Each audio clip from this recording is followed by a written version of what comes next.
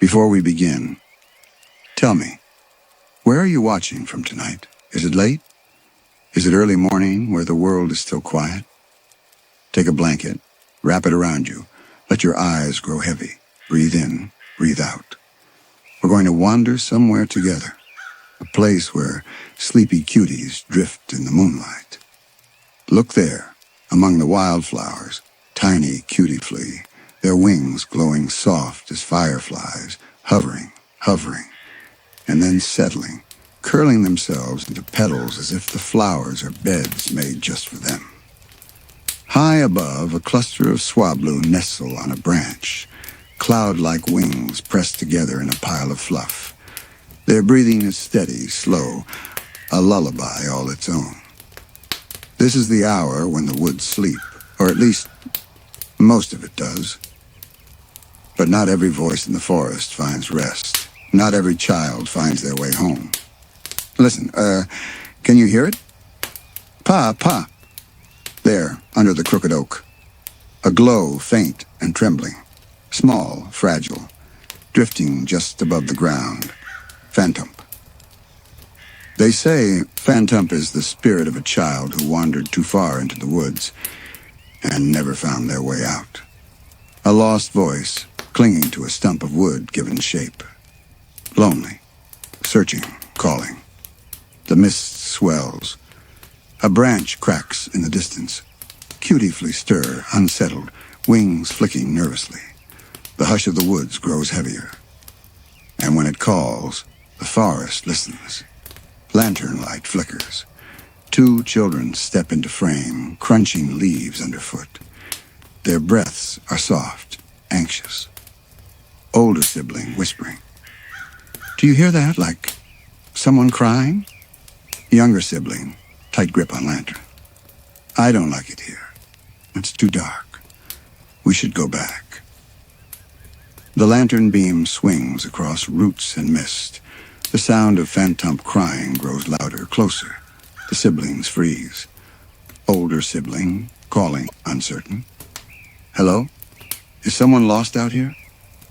The lantern catches Phantump. It hovers, eyes glowing faintly, head tilted. Its small voice quivers between a sob and a whisper. Younger sibling, soft gasp. It looks like a little ghost tree. The forest breathes. Mist swirls, lantern flickers. Phantump drifts closer, almost pleading, almost welcoming. The children hold their ground, caught between fear and wonder. And so it begins. Curiosity leads deeper. The woods remember every voice. And tonight, they are calling back. The lantern sputters out. Darkness.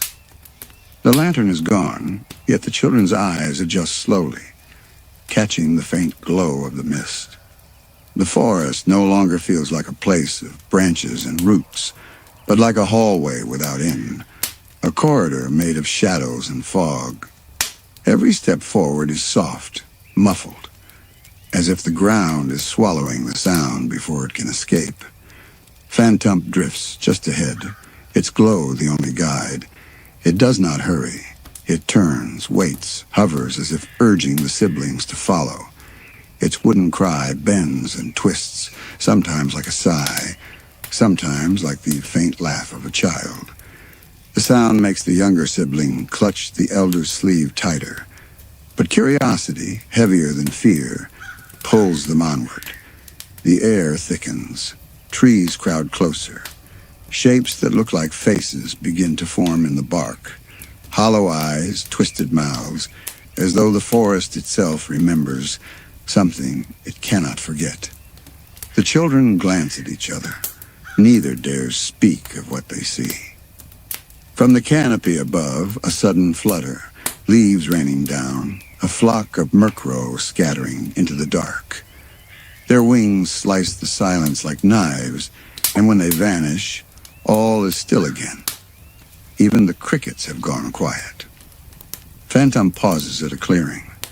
The ground here is strange, softer, almost like ash. The glow in its eyes flickers, weaker, then brighter, like a heartbeat.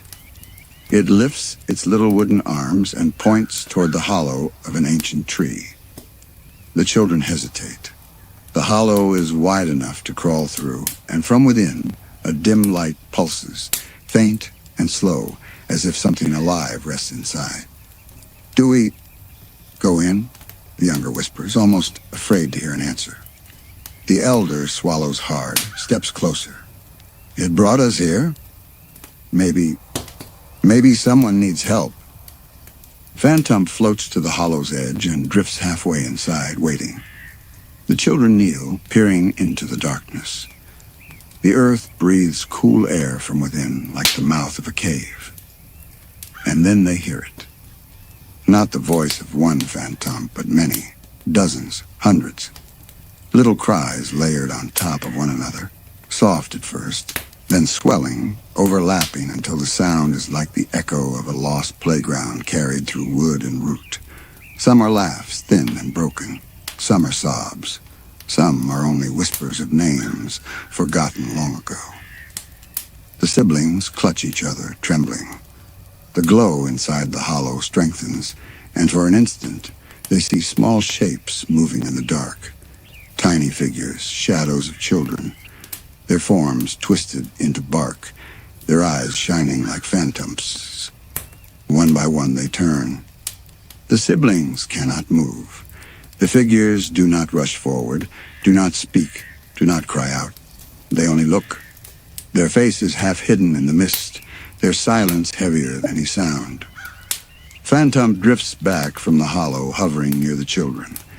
It tilts its head again, almost pleading. Its eyes are wide, glowing softer now, like an ember about to fade. It does not speak, but its silence asks a question the children cannot quite understand. The elder finds a voice, small and trembling. Are these the lost ones?"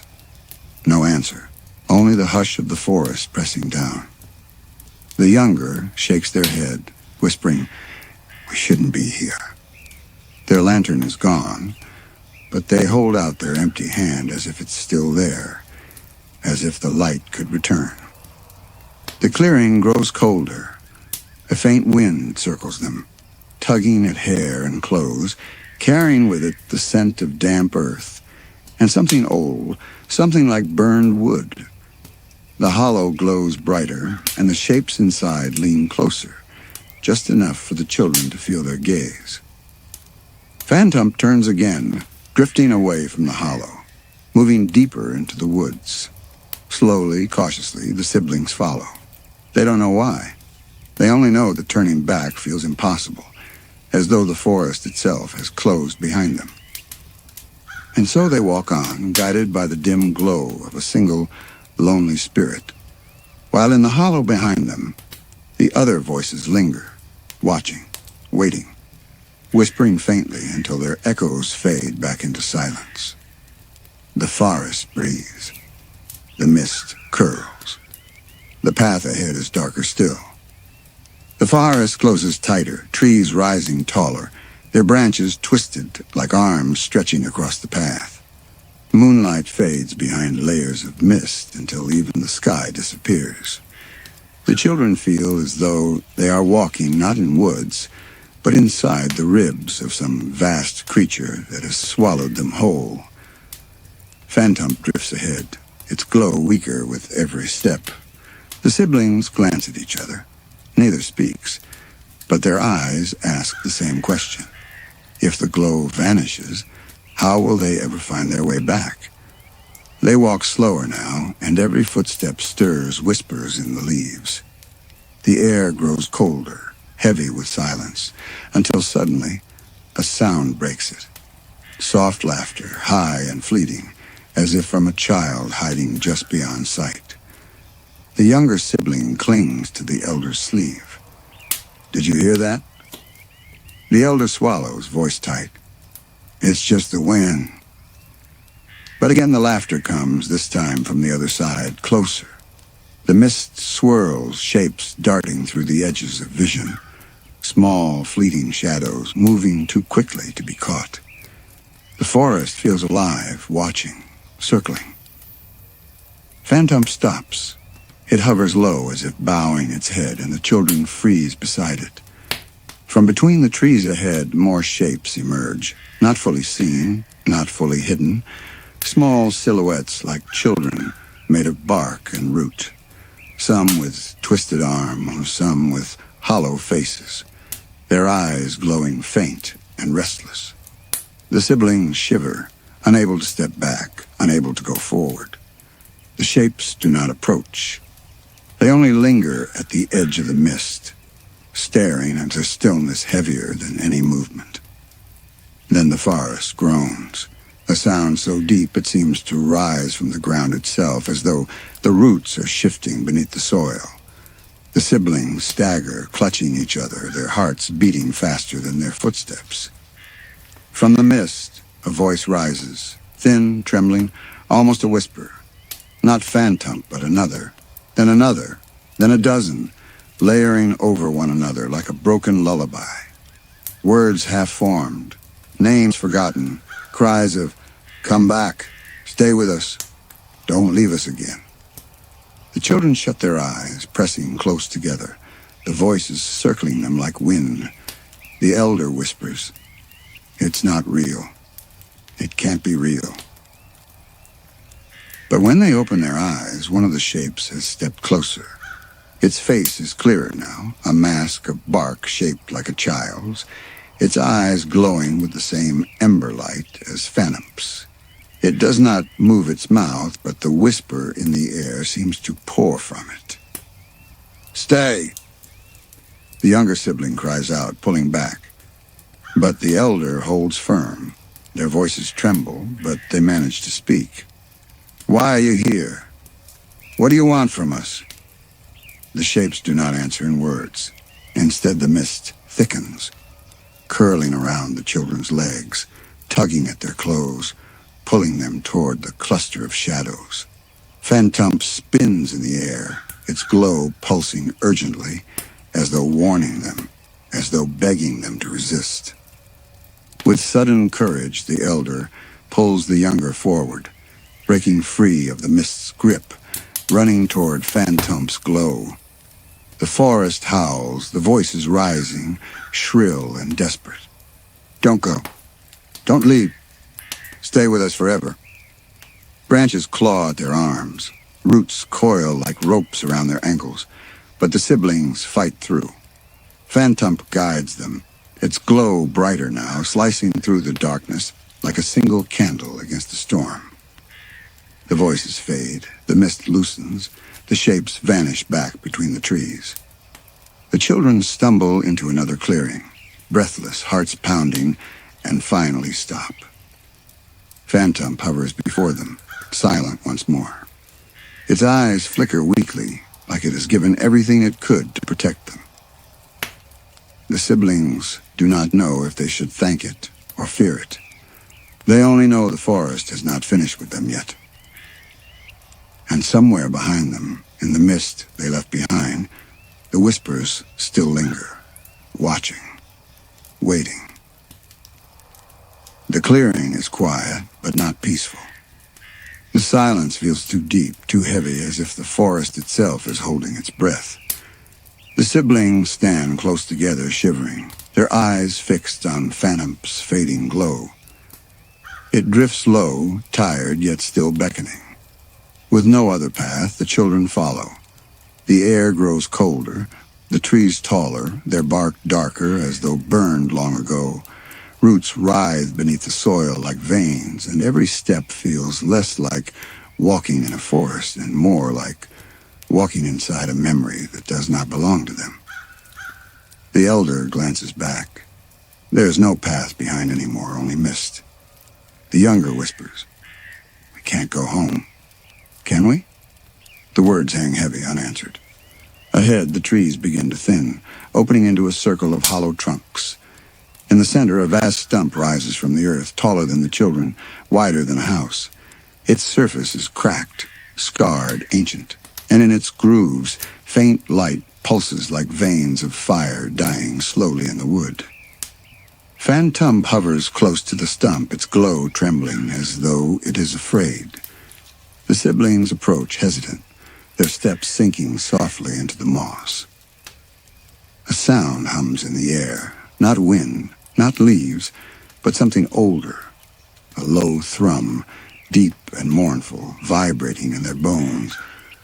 The younger clutches the elder's hand tightly, whispering, "It's alive."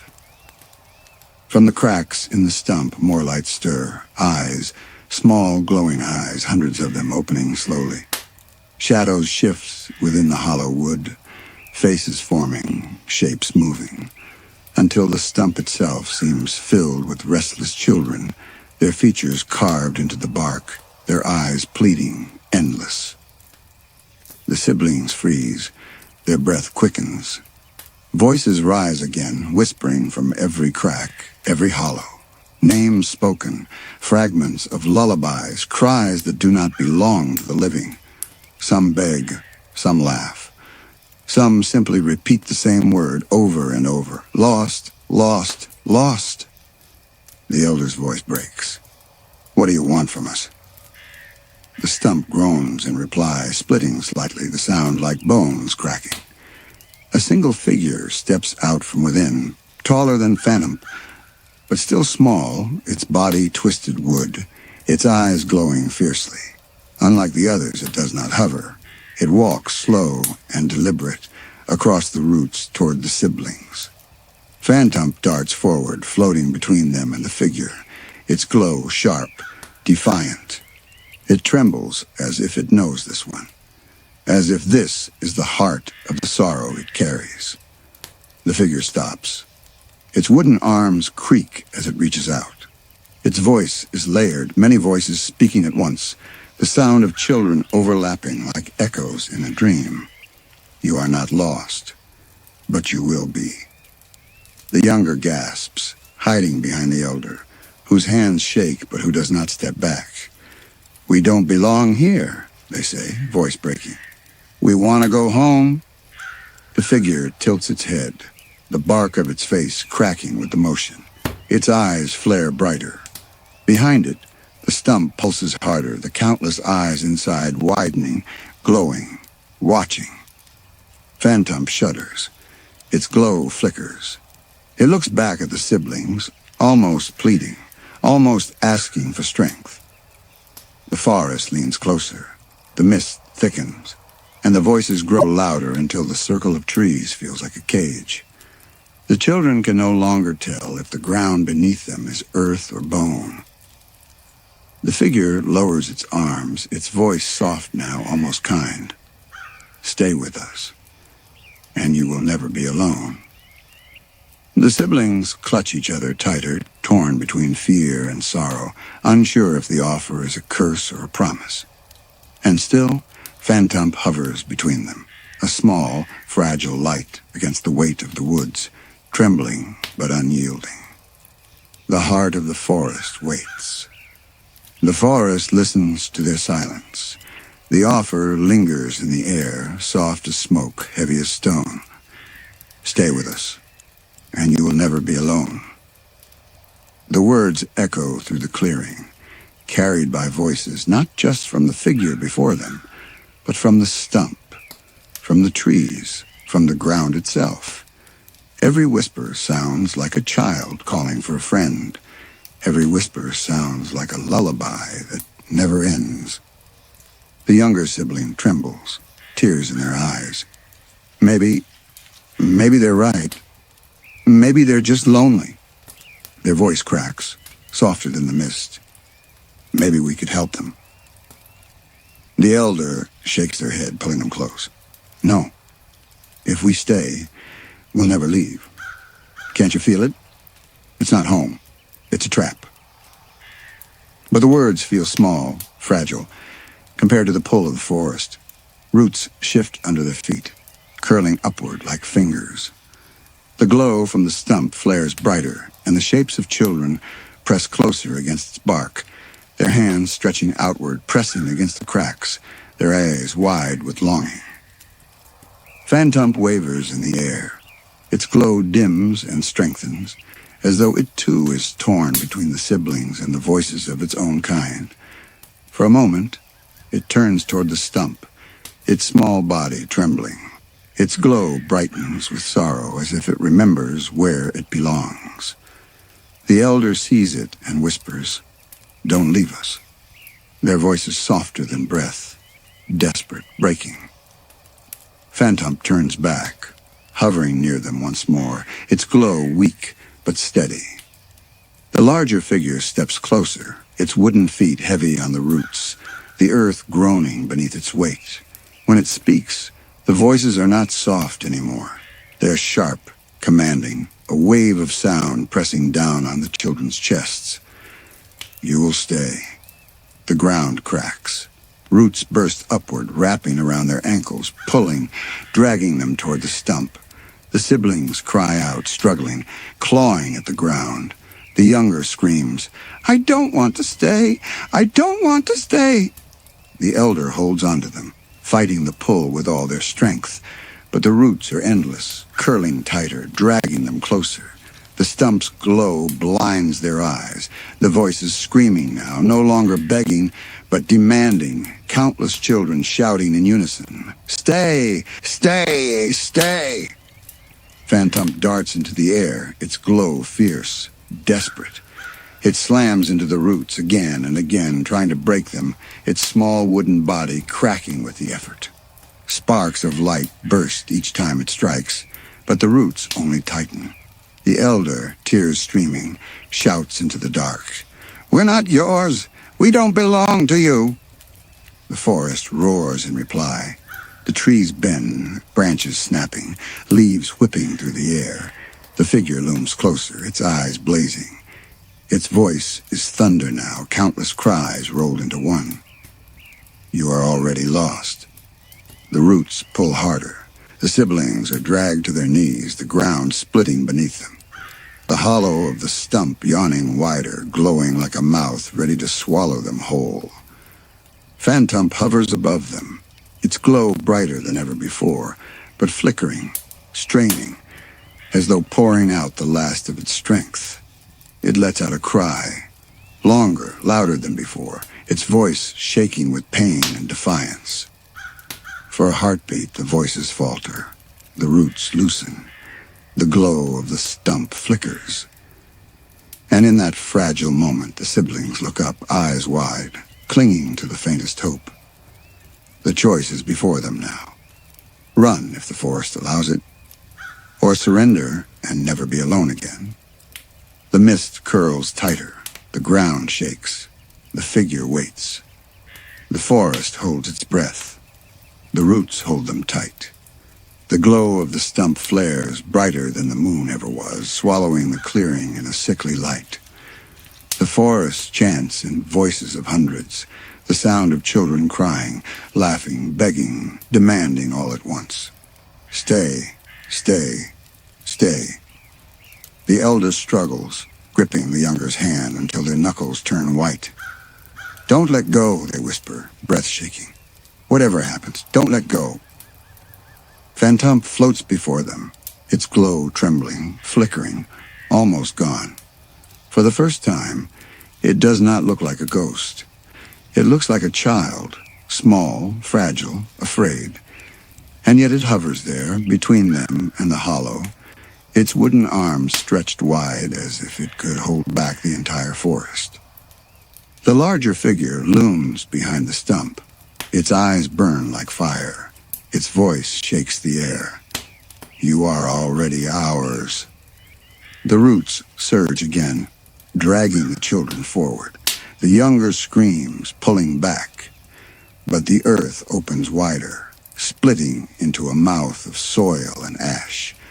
The glow inside reveals not just shadows, but shapes of children buried in the roots, their faces half carved into bark, their eyes pleading silently for release. The siblings are inches from the hollow when Phantump lets out another cry, long, sharp, breaking through the voices like a crack of thunder. Its body flares with light, brighter than ever before, as if every ember inside it is burning at once. The roots recoil. The stump shudders. The figure staggers back, its many voices faltering to silence. Phantump burns brighter until the glow is almost blinding. The siblings shut their eyes, clutching each other as the light pours over them. The voices scream, not with rage, but with sorrow, a chorus of children crying out, fading into the mist. When the siblings open their eyes, the forest is still. The stump is dark. The clearing is empty. Only Phantump remains. Its glow is faint now, just a dim ember, flickering weaker with every passing breath. It drifts closer, hovering in front of the siblings. For a moment, its wooden mask of a face softens, as if smiling. Its eyes close. And then the glow goes out. Phantump falls to the ground, a small, lifeless stump of wood, silent at last. The siblings kneel beside it, tears in their eyes, but the forest does not stir again. The mist begins to lift. The path behind them reappears, faint and winding, leading out of the clearing. The elder helps the younger to their feet. They look back only once, at the stump that once breathed with 100 lost voices. Now it is only wood, cracked and ancient, empty. Hand in hand they walk. The forest does not stop them. The air warms, the night softens. The sounds of crickets return, the gentle flutter of wings, the sleepy songs of cutie-flea and swablu. The world feels alive again. And yet, as they near the edge of the woods, the younger looks back. For just a moment, in the distance, a faint glow flickers in the mist. A small shape watching, waiting. Then it is gone. The children leave the forest behind, but the memory follows. In every shadow, in every branch, creaking at night, they hear it. The soft, wooden whisper of a lost child calling. Phantump. The woods remember every voice, and sometimes they call back. Where are you listening from tonight? Is it late where you are? The world quiet, lights dim, a blanket wrapped around you? Good. Let your shoulders fall, let your eyes grow heavy, and come with me. There is a lake, hidden deep in the folds of an ancient forest. No birds fly above it, no ripples stir its waters. It is said that when the moon is high, the lake does not reflect the sky, but keeps its surface black, as though it swallows all light. They call it the Silent Lake. The trees here lean over the shore like watchful giants, their roots coiling into the water, their branches never daring to break the surface. Even the wind stops at the edge, refusing to cross. The silence is so deep that the beating of your heart feels louder than footsteps. But listen closely. Beneath the hush, there is something else. A sound so faint it is more a feeling than a noise, a whisper, a murmur, 1,000 voices packed into one. And at the lake's center, bound to a cracked keystone of stone, something stirs, a Spiritomb. Its face shifts within the swirling mist, a spiral of violet energy, eyes glowing green like lanterns in the dark. It watches, it waits, it listens. They say Spiritomb is made of 500 souls, sealed away together after centuries of misdeeds. Some whisper that each voice inside the stone still remembers its life, its loss, its rage. On this night, the stone hums, the water ripples once, then stills again. Along the shore, a lantern bobs. 2 travelers, young and curious, step into the clearing. Their boots crunch against the pebbles. They look at each other nervously. It's just a story, the elder says, holding the lantern high. The Silent Lake isn't cursed, it's just quiet. But the younger shakes their head. I can feel it. Something's watching us. Their words sink into the silence, swallowed whole. No echo returns, only the faintest whisper curling from the lake. Too many voices speaking at once, just low enough to feel inside the chest. The lantern flickers. The water ripples again, and Spiritomb begins to smile. The siblings stand frozen at the lake's edge. The younger tugs desperately, but their boots will not lift. Roots clutch tighter, coiling higher, creeping up their ankles like cold hands. The elder pulls, gasps, claws at the ground, but the forest is already decided. The keystone hums again. A crack splits wider across its surface, and the glow inside leaks into the water. The lake ripples, not outward, but inward, as though the whole body of water is breathing, drawing them closer. The younger whimpers, their voice small. "It's calling me." The elder grips their shoulders, shaking them, whispering sharp. "Don't listen. Don't look at it." But it's too late. The younger's eyes fix on the surface, wide and glassy, reflecting not the sky above, but countless faces, children, men, women, all blurred, all screaming silently behind the rippling water. Each face shifts and changes, mouths opening wider as though gasping for the siblings to join them. The voices rise in a broken harmony. "Step into the water. You'll never be alone. We've waited so long for you." The younger leans forward, entranced, but the elder yanks them back. Roots tighten, biting into their skin. Pebbles clatter into the lake. Ripples expand. From the black water, shapes emerge, arms of mist, long and twisted, forming from the lake itself. Fingers curl around the shore, dripping shadow, each one writhing with dozens of faces pressed into its surface. The siblings scream as the hands reach for them, brushing their cheeks, their hair, their shoulders. Cold spreads wherever the mist touches, sinking into their bones, numbing, heavy. The elder thrashes against the roots, pulling the younger close. "Don't let go. Don't let go of me." But the voices laugh, high and low, sweet and broken, 1,000 different tones tumbling over each other. Why resist? Why struggle? Every soul belongs here. Every story ends in the lake.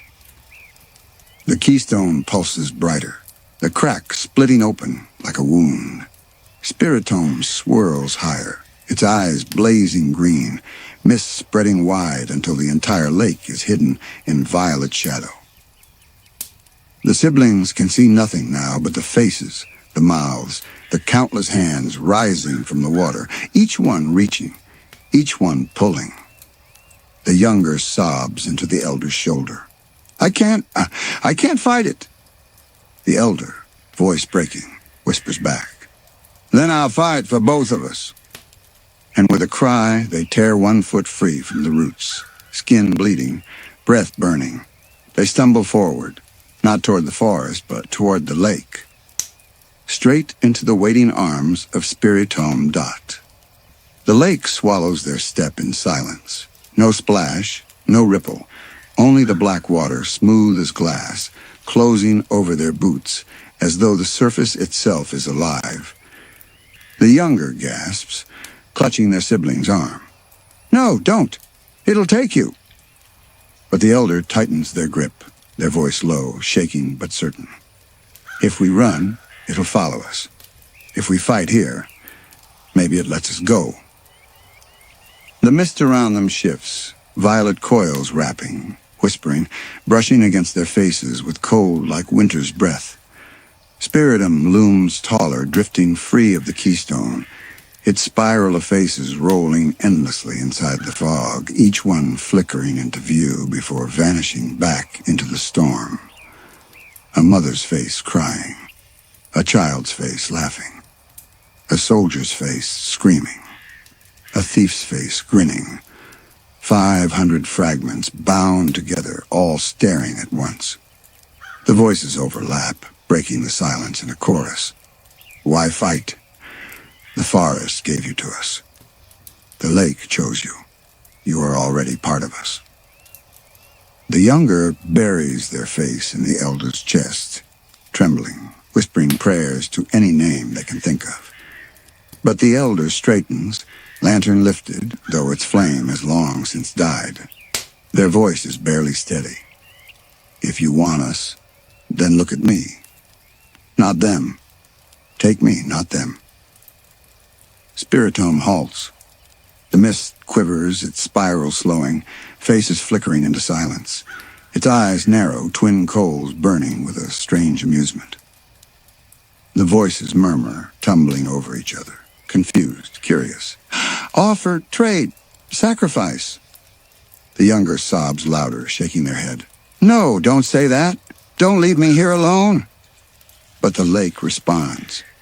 The water beneath them deepens without moving, pulling at their legs, tugging them downward.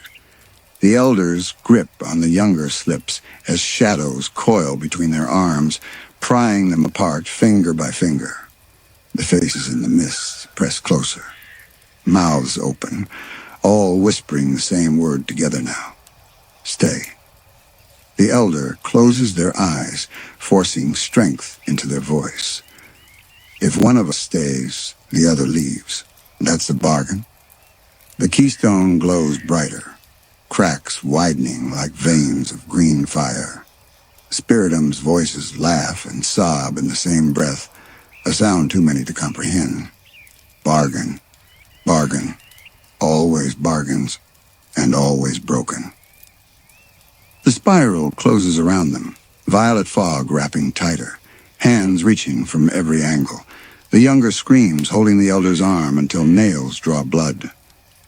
And then, silence again. The water stills. The mist stops.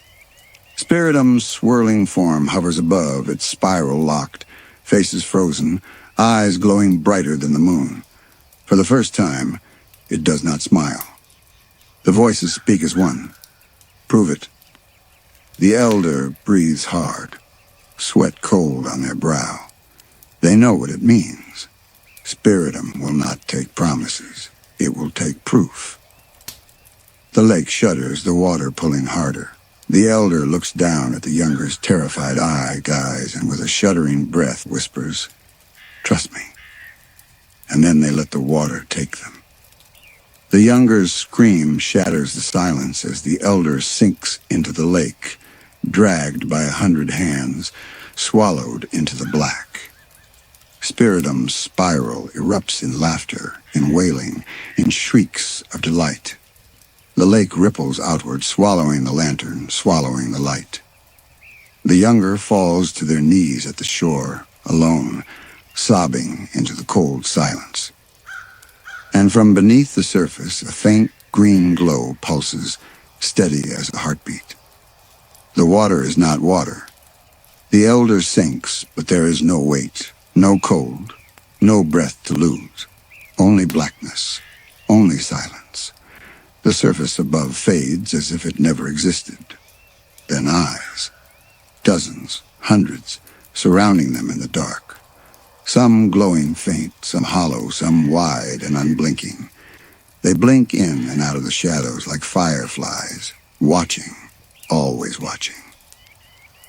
A hand brushes the elder's arm, another grips their ankle, another tangles in their hair. Faces loom close, mouths opening soundlessly before bursting into whispers that claw inside the skull. You shouldn't have come. You belong here now. Trade your breath for ours. Give us your life, and you may walk free. The elder thrashes, pushing them back, but every movement only brings more. Pale faces press against them, dissolving into smoke when struck, reforming again behind. The lake is endless, and in every direction are the lost souls bound into Spiritomb's prison. Through the chaos, a shape forms. The cracked keystone glows faintly, suspended in the black like a heart at the center of everything. Around it, Spiritomb swirls in a vast spiral, larger now, its mist stretching to infinity. Its eyes blaze green, cutting through the void, locking onto the elder. You seek to bargain, the voices thunder, layered and unending. But bargains are chains. We wear chains. We are chains. What will you give, little flame? The elder, chest heaving though no air moves, shouts back into the abyss. Take me. But let them go. Take me instead. The laughter is deafening. Countless mouths howl together, the sound curdling into sobs and screams and broken hymns. Always so quick to give, always so easy to break. We have taken many. You are only another stone to add to the wall. And then the wall reveals itself. All around, beyond sight, is not water, but a vast prison of faces fused into stone, screaming silently, each one sealed forever into the keystone spiral. Eyes blink, mouths gape, voices echo. The elder realizes the truth. Spiritomb is not only bound within the keystone, it is built from them. It is built from every soul who ever bargained, every soul who ever stepped too close to the silent lake. And the hands are pulling, dragging the elder toward it, pressing them against the stone wall of faces. Already the surface ripples beneath their skin. Already their reflection begins to melt into the spiral. But in that instant, faint and fragile, another sound pierces the dark. A voice. The younger's voice. Don't let go of me. The words echo not in the water, but in the elder's chest, burning like fire, pulling against the current. The countless hands falter, their grip loosening for a heartbeat. Spiritomb's spiral shudders, its voices splitting into a frenzy. No, not both, not two. One must stay. The glow beneath the elder's skin flickers, caught between surrender and defiance. Their body trembles on the edge of the spiral, halfway to being absorbed, halfway still their own. And with the last of their strength, they press both palms to the keystone. I won't join you. I'll break you. The keystone cracks. A fissure of green light explodes through the abyss, and the prison screams. The keystone cracks in the elder's hands.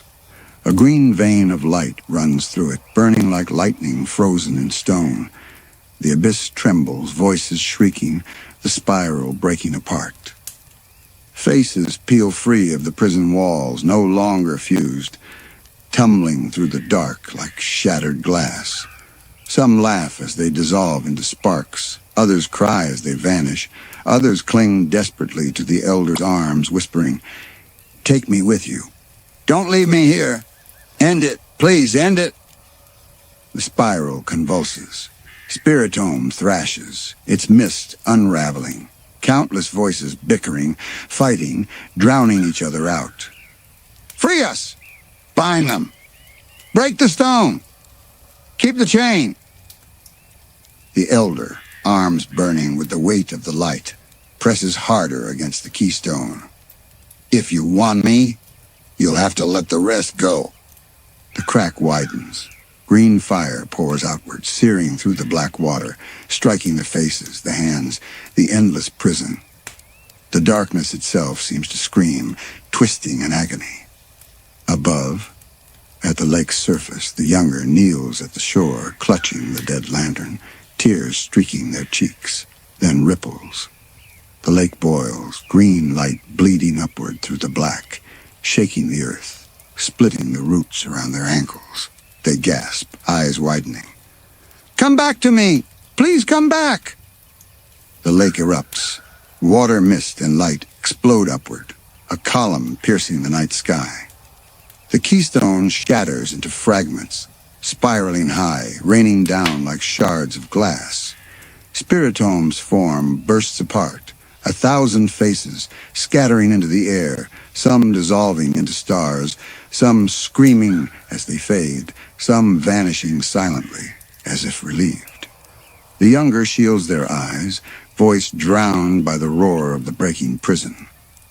And then, silence. The lake stills. The mist fades. The forest holds its breath. From the shallows, something stirs. The elder crawls forward, dripping black water, coughing, trembling but alive. Their skin glows faintly, the green light fading like embers beneath the flesh. The younger rushes to them, throwing their arms around them, sobbing into their chest. "You came back. You came back." The elder holds them weakly, whispering, "I promised. I'll always keep my promises." But behind them, in the lake's center, a faint shape lingers. Where the keystone once rested, a single shard floats, glowing softly. Spiritomb is gone, or perhaps not gone, but broken, scattered, waiting. And as the siblings stumble back into the forest, leaning on each other, the shard pulses once, faint and steady. A heartbeat. A whisper. Not yet. The ripples spread across the lake. The silent lake falls still again, as though nothing ever stirred. Only the forest remembers.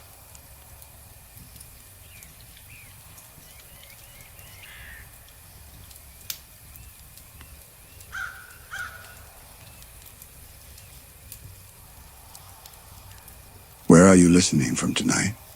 Is it late where you are? Lights low, a blanket around your shoulders. Maybe the hum of the night outside your window. Good. Let your breath fall steady. Let the edges of the day soften like mist rolling over stone. You are safe here. You are drifting, little by little, into the story. There is a desert where the wind never rests. It rolls endlessly over sand and broken stone, sweeping through valleys where temples once stood. The stars here are sharp, cold, glinting like shards of glass, spilled across black sky. And deep in the desert, half buried beneath dunes, lie the ruins of a forgotten city. Columns cracked and leaning, walls eroded, steps leading nowhere. The stones are covered with faded carvings, faces with hollow eyes, etched into the rock as though someone long ago tried desperately not to forget. Two travelers arrive at dusk. Lantern light flickers against the ruins as they step carefully among the fallen blocks. The elder, cautious, holds a map in one hand, tracing its worn lines. The younger, restless, runs ahead, sand crunching beneath their boots. "This place feels alive," the younger whispers. The elder shakes their head.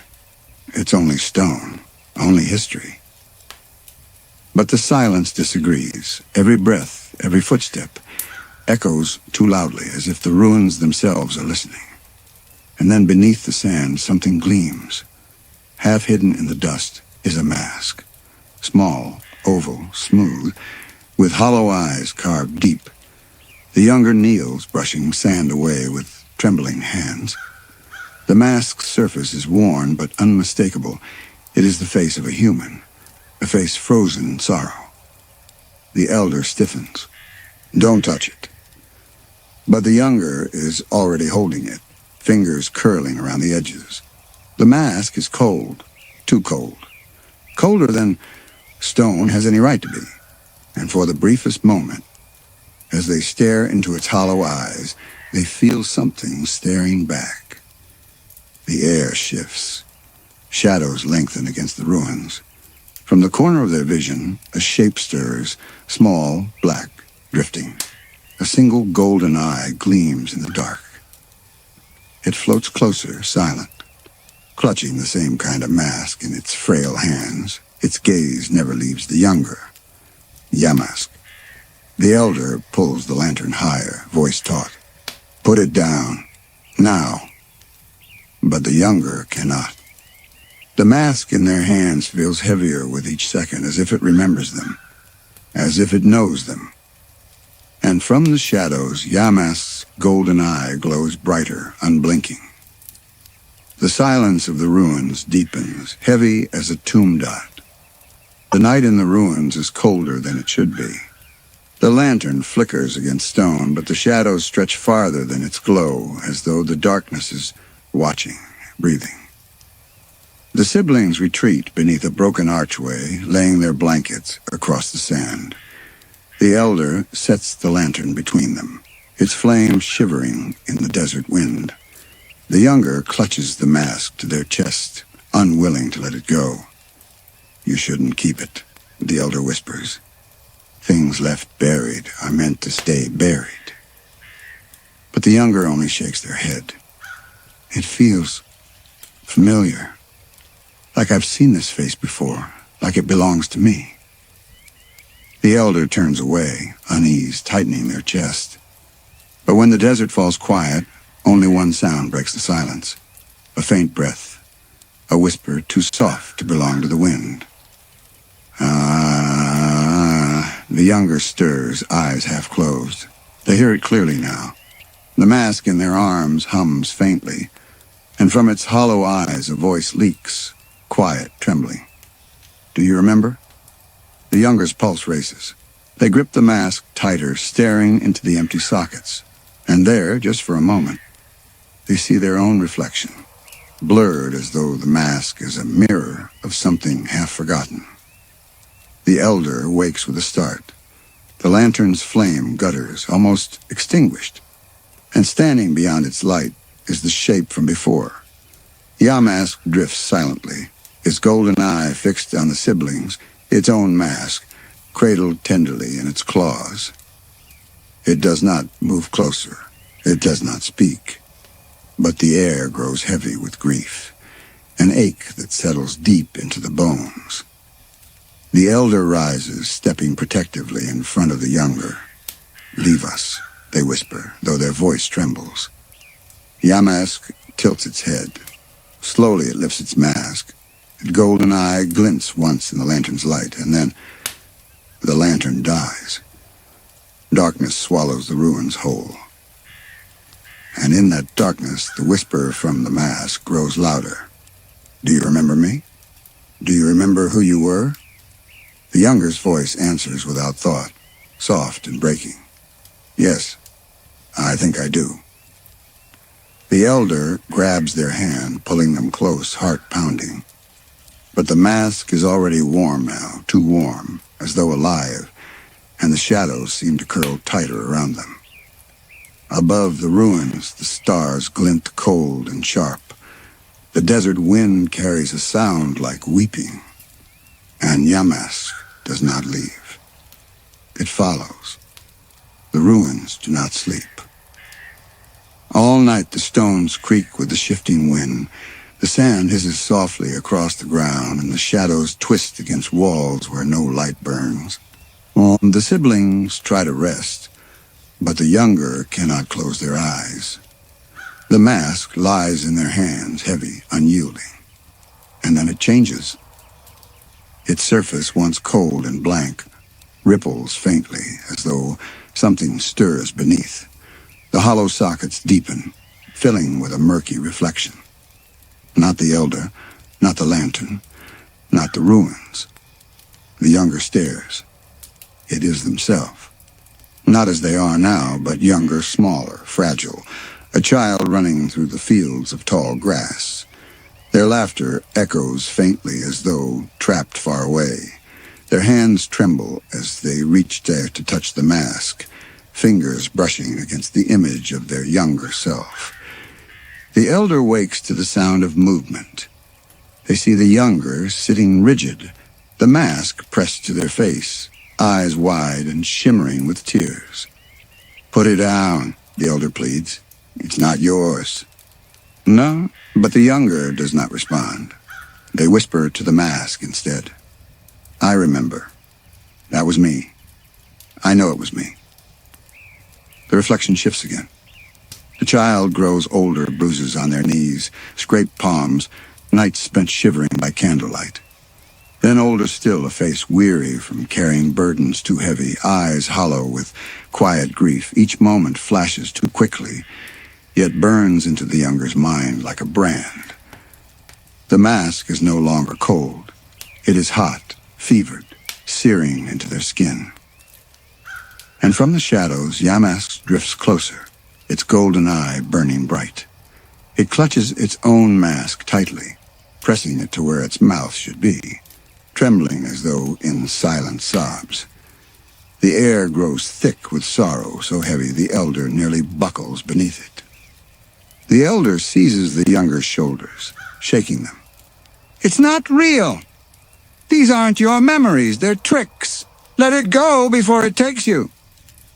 But the younger only cries harder, clutching the mask. "If I let go, I'll forget again. I can't forget. I won't." The ruins shudder. Sand spills from the cracks in the walls. The carvings of faces etched into stone seem to deepen, their hollow eyes glowing faintly, watching, waiting. The elder feels it now, the pull, the weight of the past, dragging not only the younger, but themselves into its grasp. Old regrets stir in their chest, memories they swore were buried surfacing like bones in shifting sand. And Yamask hovers closer still, its whispers threading through both their minds. "Remember, remember, remember." The mask in the younger's hands flares with light, and suddenly the ruins are gone. The siblings stand in a vast hall of shadows, where endless masks hang suspended in the dark, each one a face, each one a memory, each one a fragment of a life lost. The air hums with grief. The walls drip with whispers. The phase of the past has opened, and there is no going back. The hall of shadows stretches endlessly. Masks float in the dark like pale moons, suspended in air, hundreds, thousands. Each one carved in the likeness of a human face. Some serene, some broken, some twisted with fear. All of them whispering. The siblings cling to each other, breaths shallow. The younger still holds the mask against their chest, though it burns now, too hot, searing their palms. They cannot release it. The elder scans the floating faces, heart racing. "We're not supposed to be here," they whisper. "This isn't a place for the living." And yet something stirs. The nearest mask flickers with light. The hollow sockets shift. Slowly, painfully, the face moves. Its lips part, and a voice, hoarse, cracking, seeps out. "Help me, please. I can't remember who I am." The younger reaches toward it, trembling. "I know you." The elder grabs their hand, yanking it back. "No, don't touch them." But it's too late. The hall awakens. One by one, the masks begin to turn, their hollow eyes following the siblings. Their whispers rise, overlapping, echoing through the void. "Do you see me? Do you remember me? Was I yours? Am I you?" The voices overlap until the sound becomes unbearable, like waves crashing inside their skulls. And from the center of the hall, Yamask drifts forward, not one, many.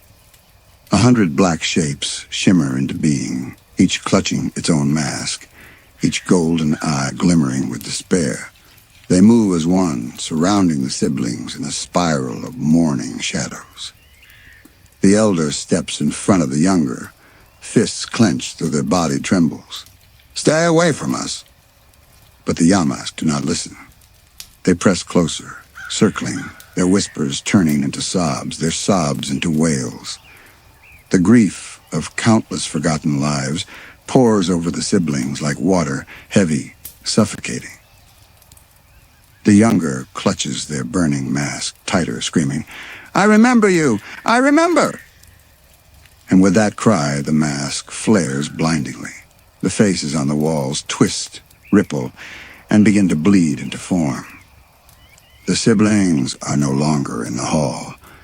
They are standing in a village. Sunlight gleams off stone houses. Children laugh, chasing one another. Smoke rises from cooking fires. It is warm, alive, real. But the elder knows at once. It is not real. It is memory. The villagers' faces are blurred, shifting, hollow-eyed. Yet the younger runs to them, desperate, reaching for their hands. "I know this place. I know you." Each blurred figure turns. One by one, their faces harden into the pale masks from before. The laughter curdles into cries. The village burns to ash. The Yamask swarm overhead, blotting out the sun, their golden eyes blazing. The masks in their hands lift as one, and the wailing drowns everything. The elder seizes the younger shoulders, shaking them. It isn't real. These are not your memories, they are theirs. The younger shakes their head, tears streaming down their face. But if they were mine, then I don't want to forget again. The world twists, splitting apart, the illusion cracking like shattered glass. Beneath it, only the endless hall of masks remains, and the spiral of Yamask closes in. One mask floats down from above, inches from the elder's face. Its hollow sockets stare deep into their eyes, and in its reflection, they see not the younger, not the ruins, not Yamask. They see their own regrets. The elder stumbles back, heart hammering. The grief is no longer outside. It is inside, and it is spreading. The hall quivers as though it breathes. The siblings stand at its center, drowning in voices. Every mask whispers, every Yamask sobs, their cries weaving into one endless wail that shakes the air. The younger collapses to their knees, clutching the mask so tightly their knuckles bleed. The heat sears their skin, but they cannot release it. Tears stream down their face. It's me. It was me. I lived here. I was one of them. The elder kneels beside them, hands trembling as they try to pry the mask away. You don't know that. They're using your mind, your fears. You're still you. Don't let them take that away. But the younger shakes their head. If I forget, then who am I? What am I? The Yamask spiral tighter. Their golden eyes blaze like lanterns in the void. Together they chant in whispers. Remember, remember, remember. And suddenly the floor beneath the siblings shifts. It is no longer stone. It is a river. Black water, still and cold, stretching endlessly in both directions. The siblings stand on its surface as though on glass, their reflections distorted beneath their feet. The river hums with the voices of the masks, drifting just below the waterline like pale faces drowned. The younger stares down. Their reflection ripples, then changes. Not their present self, but someone else. A face they cannot place. A life they do not recall, yet one that feels heavy in their bones. They fall forward to touch the water. The elder yanks them back. No! But the surface breaks anyway. From the dark river, hands surge upward, pale, skeletal, grasping. They clutch the siblings' legs, their arms pulling them down. Faces rise with the hands, faces identical to the masks above, their mouths open in voiceless cries. The elder struggles, fighting to keep them both upright. But the pull is relentless. The dead want company. The younger sobs, thrashing. They're me. Don't you see? These are all me. I can't leave them behind. The elder grips their sibling's face, forcing their eyes to meet. No, they are not you. They are everyone who forgot who they were. And this is where it led them. If you give in, you'll never come back. The river roars. Yamask swoop above, countless black figures weeping, pressing their masks to their faces. The grief crashes over the siblings like a tide. And in that moment, the elder sees it. Their own reflection in the water shifts, a face they buried long ago, the choices they regret, the words they never spoke, a version of themselves they hoped to forget. The river whispers to them too. You belong here. The elder shudders. Their grip on their sibling weakens. The temptation is heavy, intoxicating. To let go, to stop fighting, to rest among the faces forever. The younger sees their hesitation and through tears whispers, if you won't hold on, then I will. And with the last of their strength, The younger seizes the elder's hand. For the first time, they resist the pull of the mask, the pull of the river. The Yamask shriek, their wails piercing, furious. The water thrashes, hands clawing desperately, faces screaming in silence. The siblings cling to each other, anchoring one another against the storm of sorrow. The burning mask in the younger's hands flickers, then cracks. A thin fracture runs down its surface, glowing faintly with light. The Yamask recoil, shielding their eyes, their grief twisting into rage. The hall quakes, the river churns. The masks rattle in the air like bones. The choice is near. The river shudders. The masks overhead howl like a storm, their hollow mouths stretched wide. Yamask wail in unison. Their sorrow no longer whispers, but shrieks that rattle the siblings' bones. The younger clutches the fractured mask, light spilling from the crack like blood. It burns, searing their palms, but they do not let go. Their tears streak through the glow, and their voice is steady at last. I am not all of you. I am not every face. I am only me. The elder squeezes their hand, though their arms tremble under the weight of grief pressing down. Then show them. Show them you remember who you are.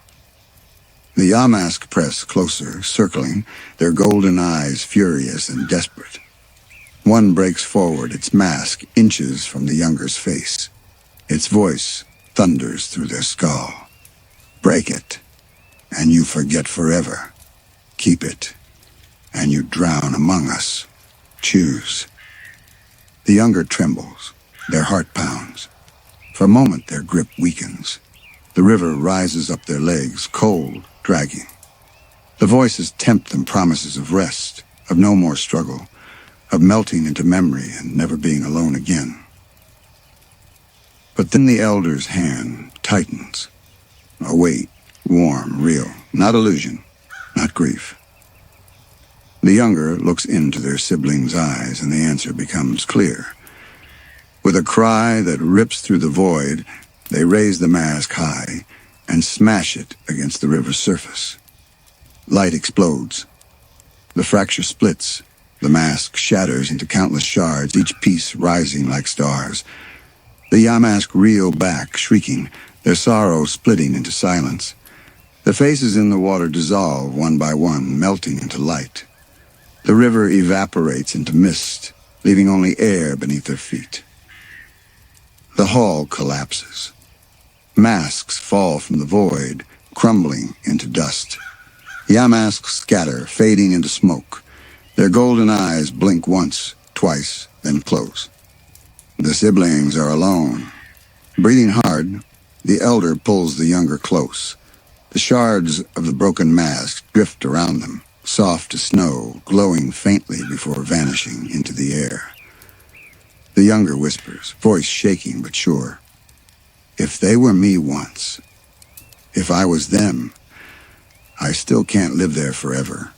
I want to live here, with you. The elder nods, forehead against theirs. Then that's enough. That's who you are. The last fragments of light fade, and silence swallows the ruins. When their eyes open, they are back beneath the broken archway. The desert stars glitter above. The lantern burns low, its flame steady. The elder lets out a shaky breath. The younger leans into their side, exhausted. And there, watching from the far edge of the ruins, one Yamask remains, its golden eye soft and no longer burning. It clutches its mask gently, silently. It does not wail. It does not drift closer.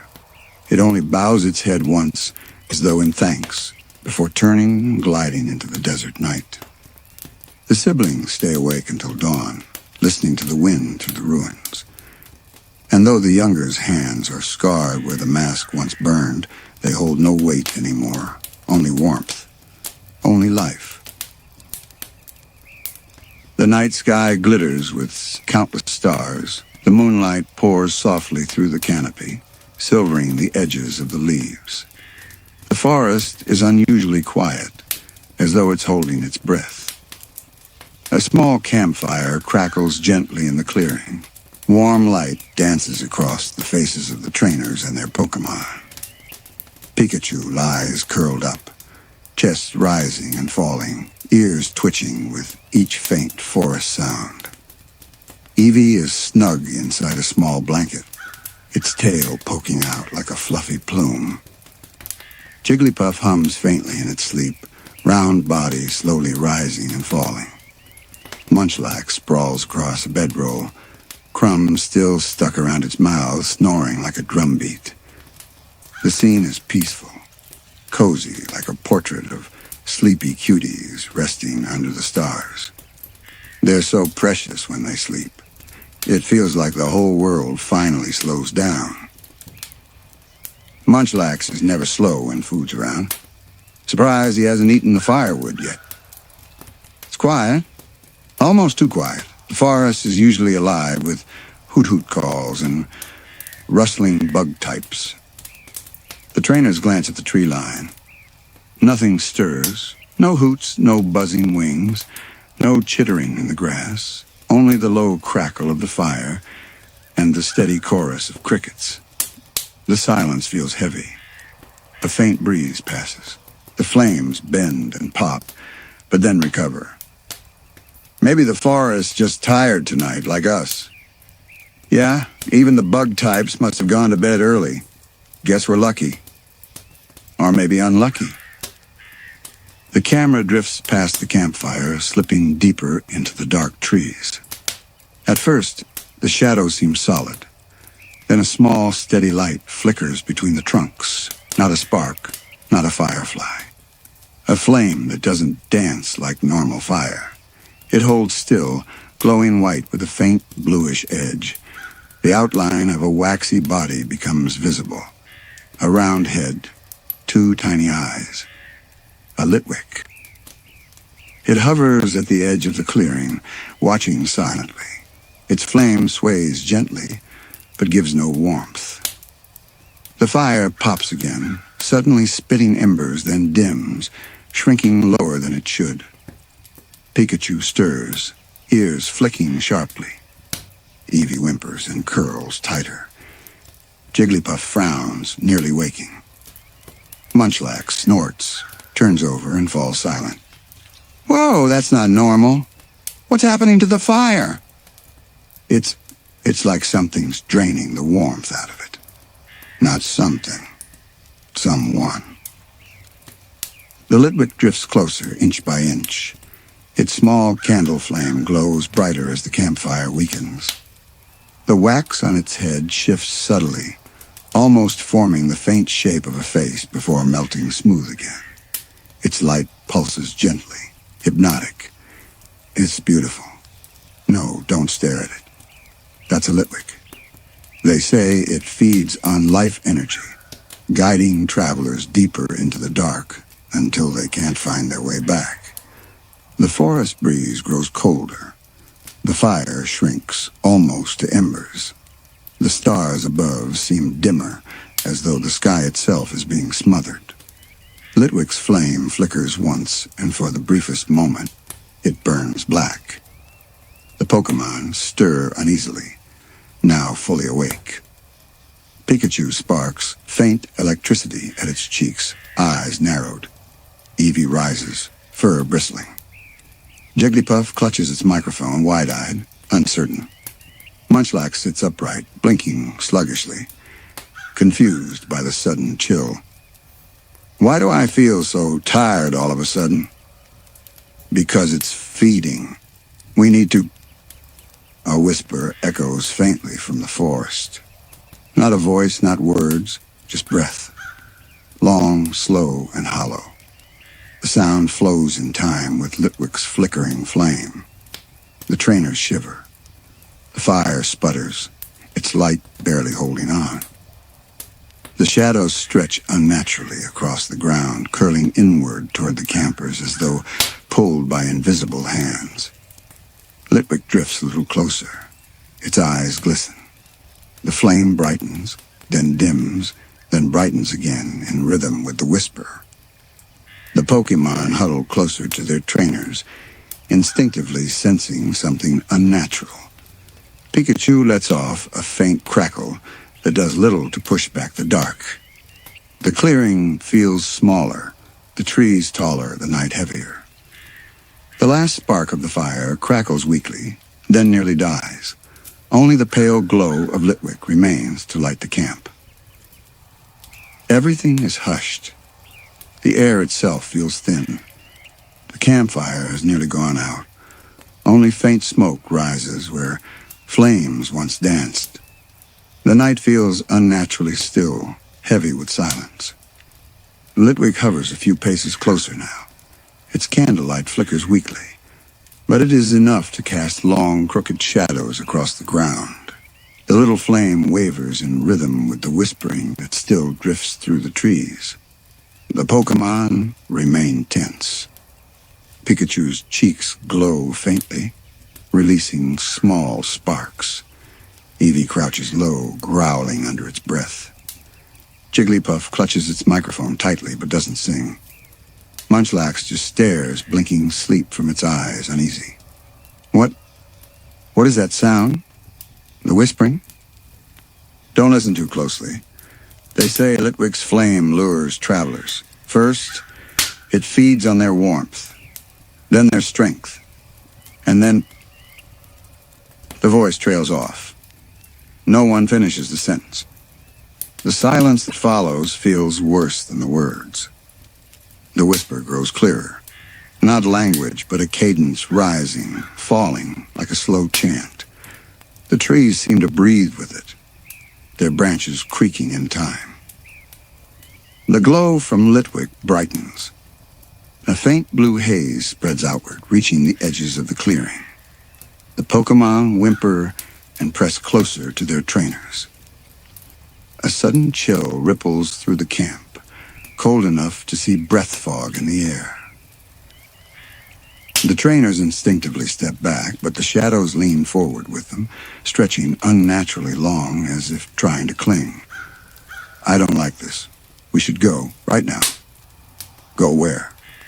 It's the middle of the woods. If we run blindly, we'll lose the path. Better than sitting here being drained. Litwick sways gently, almost playfully, like a lantern beckoning them onward. It drifts back toward the trees, hovering just beyond reach of the dying campfire's glow. The whispering follows it, deeper into the woods. The trainers hesitate. Then one step after another, they follow their Pokémon clinging close, though reluctant. The forest beyond the clearing feels immediately different. The ground is soft with fallen leaves, yet each step echoes strangely, as though the forest floor is hollow. The air thickens, colder with each breath.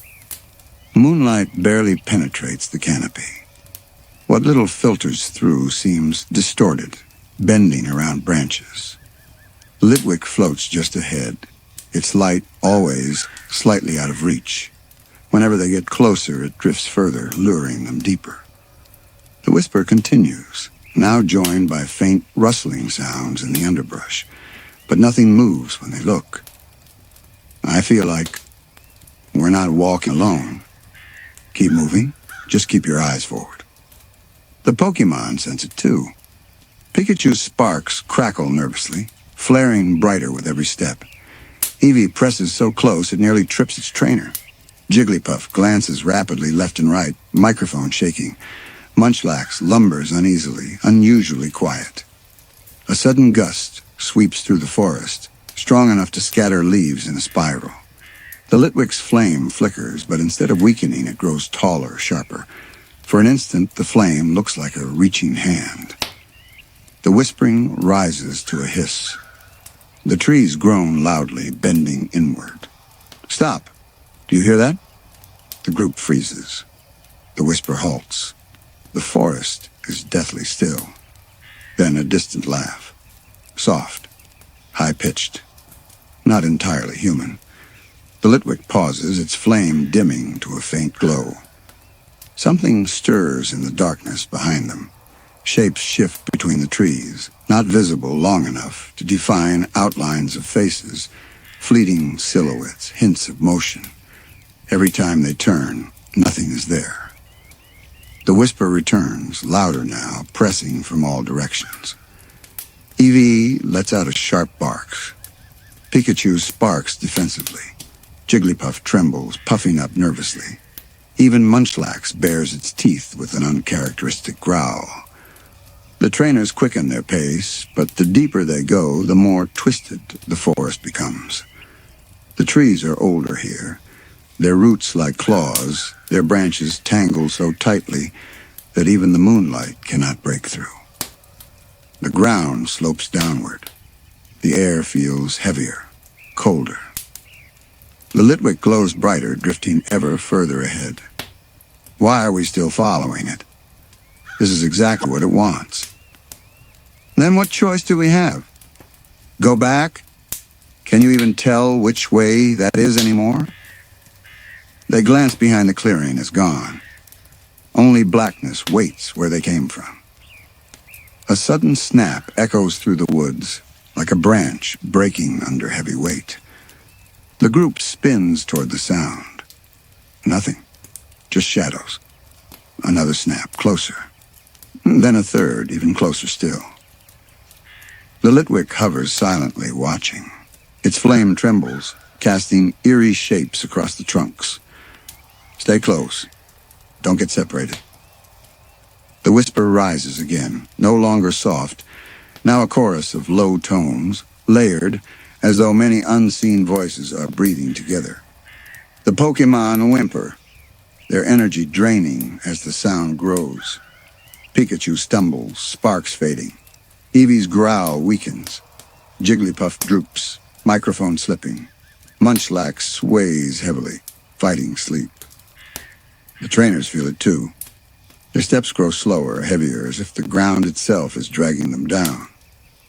The Litwick's glow becomes the only point of light in the forest. It pauses once more, then tilts slightly, almost like a nod. Then it drifts further, deeper into the shadows. The trainers, pale and trembling, are pulled along, too drained to resist, too terrified to stop. The Litwick drifts silently ahead, its flame glowing brighter than the moon. The forest has grown unnaturally still, as if all life has withdrawn.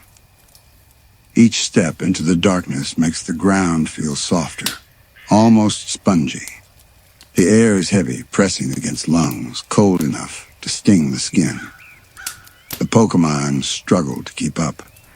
Pikachu's sparks flicker faintly, barely lighting its cheeks. Eevee presses close, tail drooping low. Jigglypuff stumbles, humming weakly as if trying to keep itself awake. Munchlax drags its feet, unusually silent. Everything feels wrong, like the air itself doesn't want us here. Keep moving. If we stop, it'll keep draining us. Are we even still on a path? This doesn't feel like a forest anymore. The ground slopes downward, and suddenly the trees thin out, revealing a strange hollow. The trunks here twist unnaturally. Bark gnarled and split like faces caught in silent screams. Roots coil across the ground, slick with moisture. The air is thick with fog that curls around ankles like smoke. The Litwick hovers at the center, flame swaying. The whispering resumes, louder than ever, circling the hollow. It no longer sounds distant. It's close breathing at their ears, rising and falling in a rhythm that matches the pulse in their veins. One of the trainers stumbles. Pikachu rushes back, nudging with a spark, urging them to stand. But the spark sputters weakly. I can't. I feel like I'm fading. Don't stop. That's what it wants.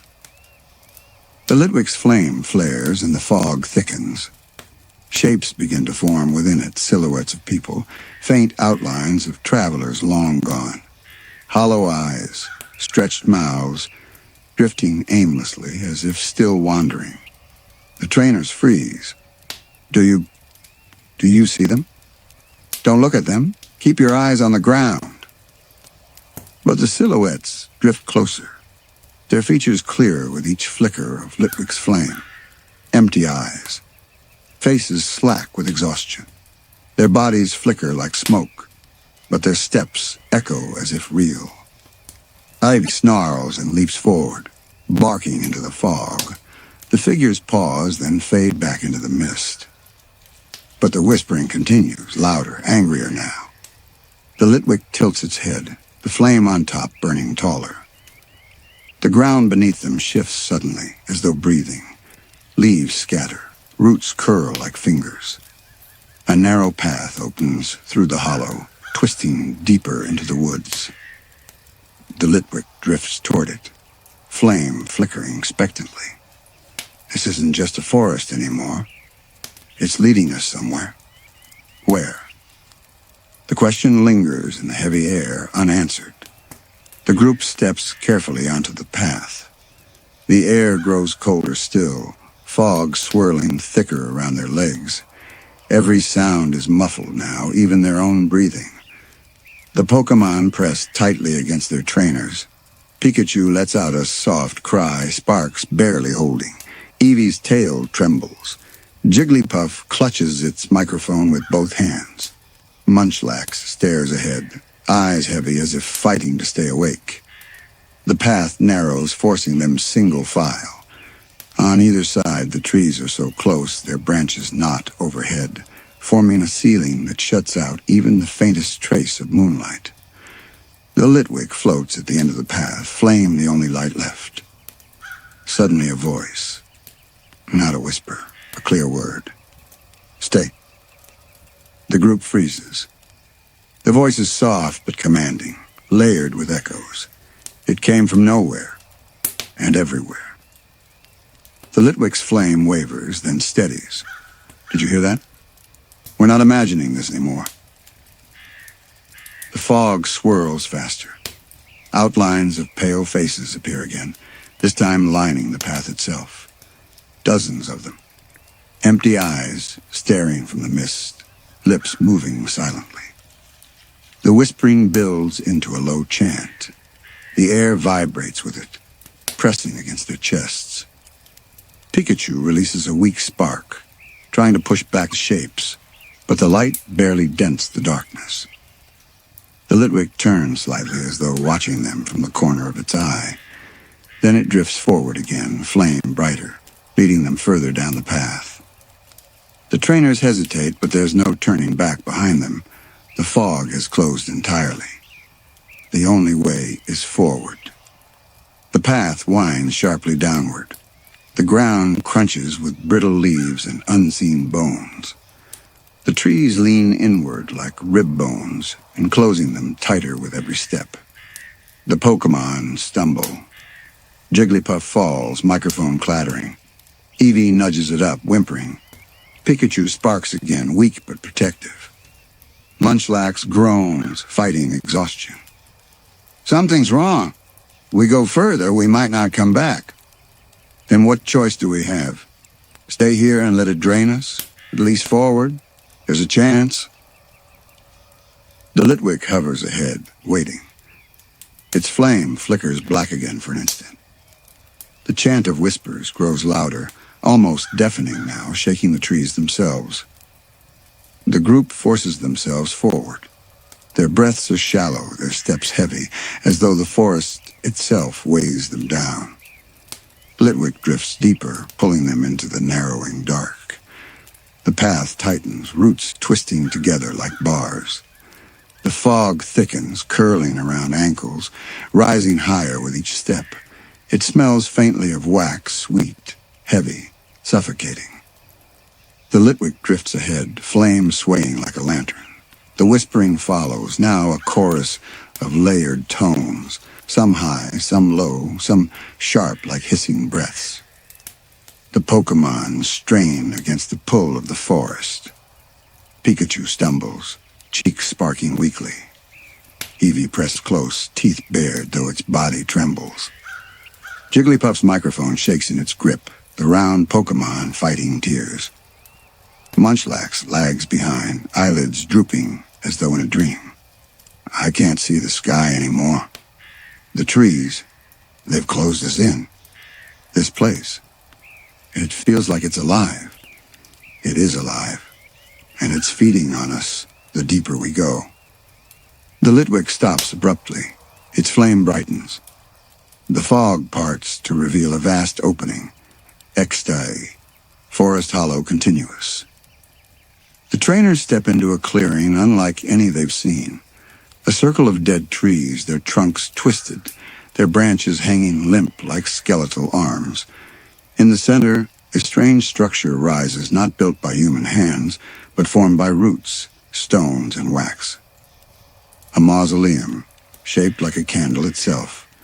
The top drips with hardened wax, frozen in rivulets, as if the forest itself has been melting for centuries. At its peak, a single flame burns black at its core, blue at the edges. The whispering swells, echoing around the hollow. The trainers stare, pale, trembling. What is this place? It's where it leads them. All of them. The ones who never left. The fog thickens. Outlines of lost travelers drift through the clearing, their faces pale, hollow. They circle the mausoleum, endlessly walking, like moths caught in orbit. Their voices join the chant, whispering in unison. The Litwick hovers at the base of the structure, tilting its head, flame swaying. The Pokémon recoil. Pikachu growl, sparks sputtering. Eevee barks sharply, tail stiff. Jigglypuff puffs up defensively. Even Munchlax stiffens, eyes wide in fear. The mausoleum flame flares in response, burning taller, casting the clearing in eerie light. I don't think it brought us here to trap us. It brought us here to offer us. The words hang in the cold air, too heavy to deny. The fog swirls. The wandering silhouettes pause their endless walking. Their heads turn all at once toward the newcomers. Hollow eyes fix upon the trainers. The chant grows louder, vibrating the ground beneath their feet. Roots crawl from the earth, curling around ankles, pulling them down. The Pokémon cry out. Fighting back Pikachu shocks the roots. Eevee claws at them. Jigglypuff screeches in panic. Munchlax tears desperately with its hands. For every root broken, more emerge. Fight it! Don't let it take you! But their strength is waning. The Litwick's flame pulses, and with each pulse, exhaustion deepens. One by one, the Pokémon weaken, their cries fading. Sparks dim, growls soften. Even Munchlax collapses, wheezing. The trainers fall to their knees, breath shallow, limbs heavy. Oh, the Litwick drifts closer, its flame flickers black again. For a heartbeat, the mausoleum flame flickers in perfect rhythm with it. Then the whispering halts. Silence. Every wandering soul freezes. A single voice rises, deep and hollow, speaking clearly for the first time. Stay. The word shakes the trees. The mausoleum flame roars higher. The shadows twist violently. The forest itself seems to inhale. The trainers force their heads up, their eyes wide with terror. Don't look at the flame. But it is too late. The mausoleum burns brighter, pulling their gaze. The silhouettes of lost souls shudder, mouths stretching wide, faces twisting in agony, then returning to silence, trapped once more. The Litwick hovers before the trainers, its tiny flame swaying as though in mockery. Its eyes glisten. The mausoleum flame pulses. Roots tighten around wrists and ankles. The fog rises higher, now to their chests, as if drowning them in air. Pikachu lets out a desperate cry, sparks exploding violently before sputtering out. Eevee lunges one last time, teeth sinking into a root before collapsing. Jigglypuff screams, its voice cutting through the air like glass, shattering the silence for a brief moment before fading. Munchlax groans, eyes rolling back, slumping into stillness. The trainers collapse to the ground beside their Pokémon. Their eyes close, their breathing slows. The Litwick hovers above them. Its flame flickers once, twice, then burns brighter than before. The mausoleum flame mirrors it. The whispering returns louder, triumphant, surrounding the hollow. The mausoleum's flame roars above, black at its heart, blue at its edges, casting the clearing in shifting shadows.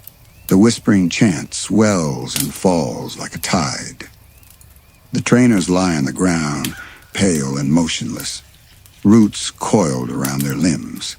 Their Pokémon are collapsed beside them, faint sparks and cries fading into silence.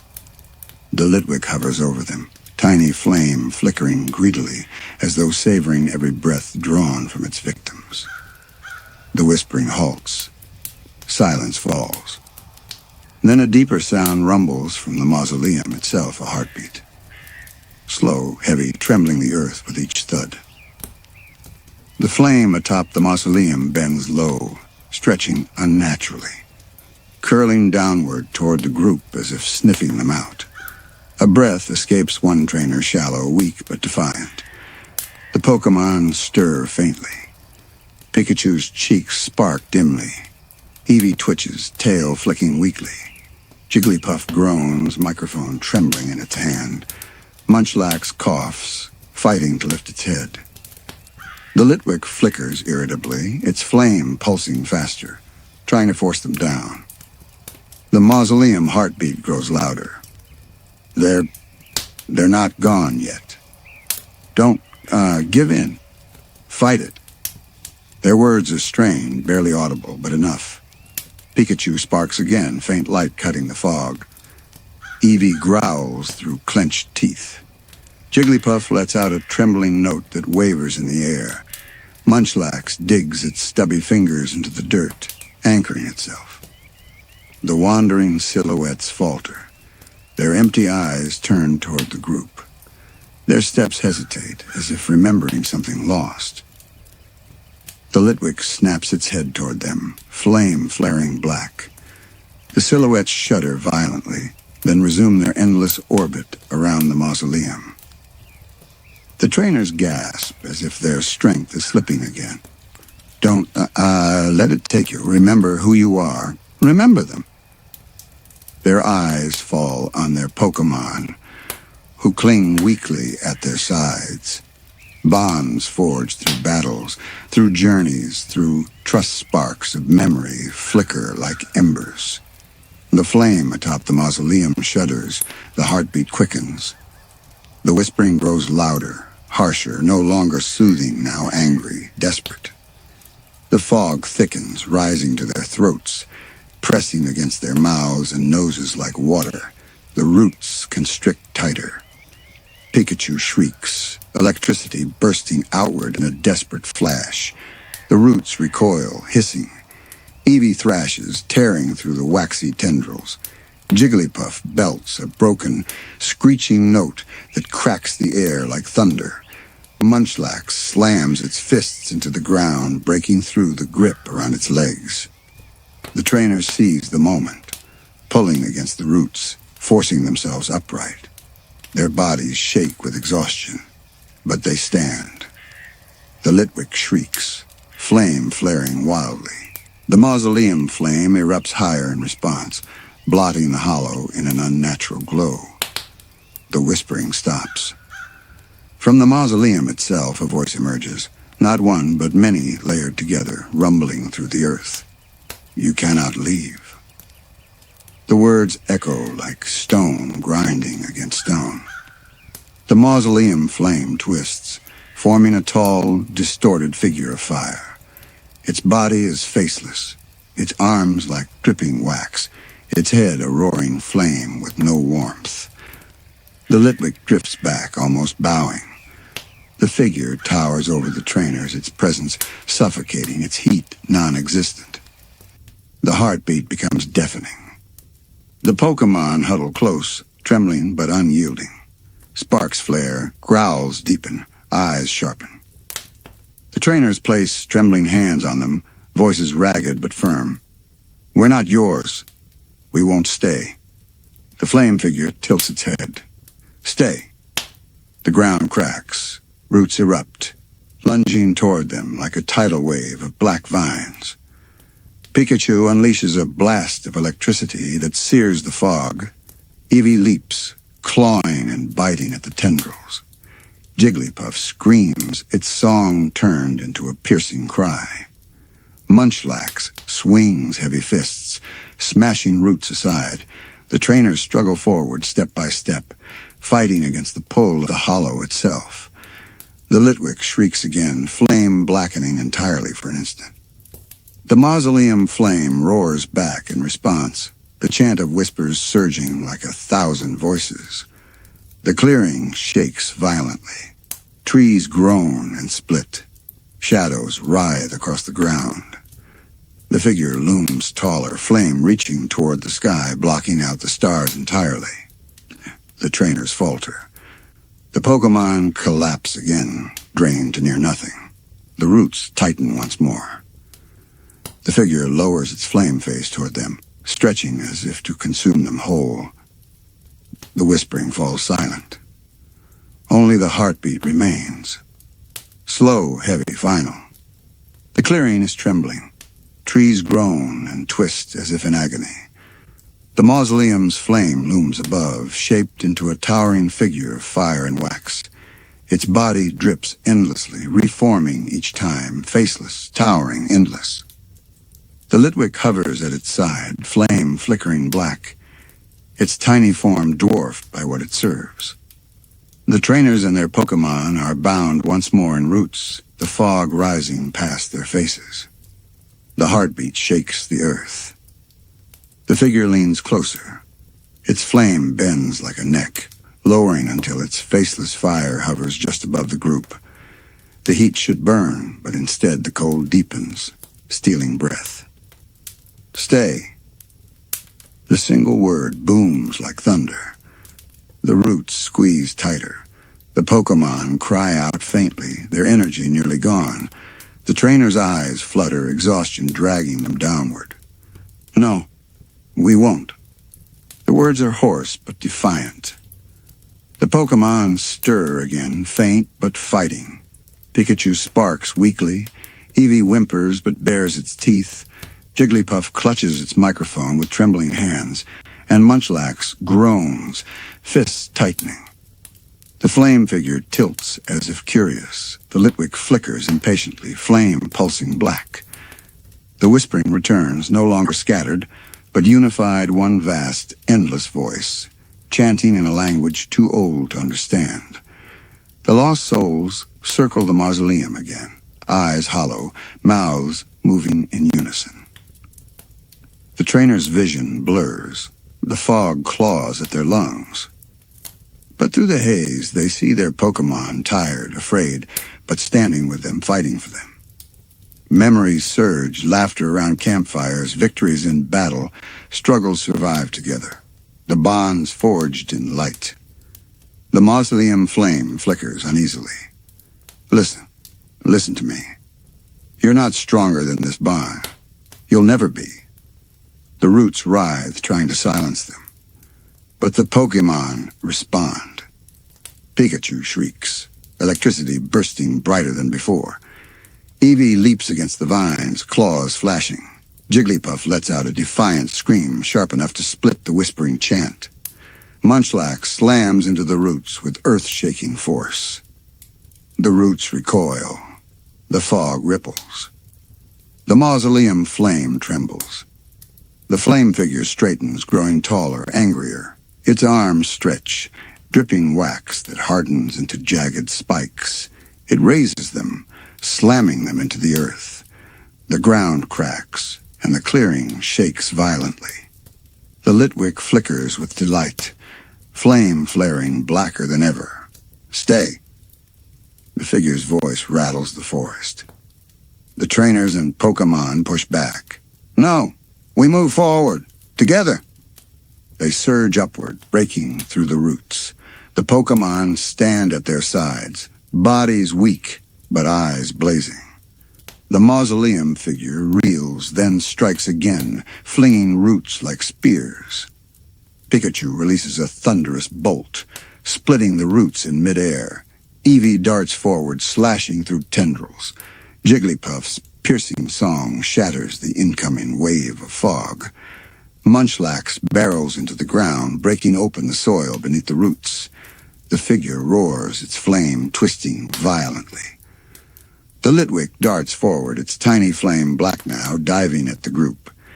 Pikachu intercepts with a spark, clashing against it midair. The impact sends shadows scattering across the clearing. The Litwick shrieks, recovering instantly, diving again. Eevee leaps, tackling it from the air, knocking it into the dirt. But the Litwick doesn't falter. It rises, flame flaring blacker, eyes gleaming like hollow voids. It isn't just one candle, it is the ember of the mausoleum itself. The flame figure lowers again, towering arms sweeping downward, trying to smother the group. The trainers press against their Pokémon, voices rising together. Now, all of us together. Pikachu unleashes a surge of lightning, brighter than before, piercing the fog. Eevee charges with a cry, tail glowing, smashing through roots with a desperate strike. Jigglypuff sings with all its strength, the sound trembling the ground, cracking the mausoleum's outer shell. Munchlax slams the earth with both fists, splitting the roots at their core. The flame figure shudders. Cracks run along the mausoleum. The great flame at its peak sputters. The Litwick screams, darting wildly, its flame shrinking and swelling. The ground erupts, roots thrashing wildly. The silhouettes of lost souls wail, faces distorting as the bond between mausoleum and Litwick wavers. The trainers and Pokémon are thrown back, battered but unbroken. The mausoleum flame flickers violently, shrinking, swelling, shrinking again. The Litwick struggles, its body distorting, flame shaking. The trainers stagger upright, every breath agony. End it. Now! Their Pokémon gather one last time, light blazing around them, electricity crackling, tails glowing, voices rising, fists trembling with power. They strike together, one final combined attack. Thunder, light, song, force exploding into the heart of the mausoleum flame. The world erupts in blinding light. The whispering cuts off. The silhouettes of lost souls scream and vanish like smoke in the wind. The mausoleum shatters, collapsing in on itself, roots shriveling, fog evaporating into the night sky. The flame figure howls, stretching upward, then implodes, leaving only sparks in the dark. The Litwick shrieks, its flame sputtering. It falls, crashing into the dirt, body crumbling into wax. Its flame flickers once more, then fades to nothing. Silence. The clearing is still. The stars return overhead. The moonlight filters down, pale and pure. The trainers and their Pokémon collapse to the ground, gasping. Their bodies tremble with exhaustion, but they are alive. The mausoleum is gone. The roots are gone. Only the forest remains quiet, still, ordinary. Slowly, the Pokémon gather around their trainers. Pikachu nuzzles weakly. Eevee curls close. Jigglypuff hums a soft note, almost a lullaby. Munchlax falls against them, snoring loudly. The trainers smile faintly, tears in their eyes. We made it. We're still here, together. The camera drifts upward past the trees into the night sky filled with stars. For a moment, everything seems safe, calm. But then, far in the distance, between the treetops, a faint glow flickers. A candle flame. Tiny, waiting.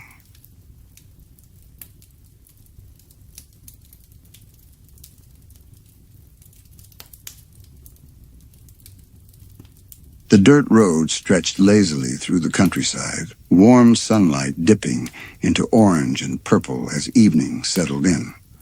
4 trainers walked together, their Pokémon trotting alongside. Pikachu's tail swayed with every step.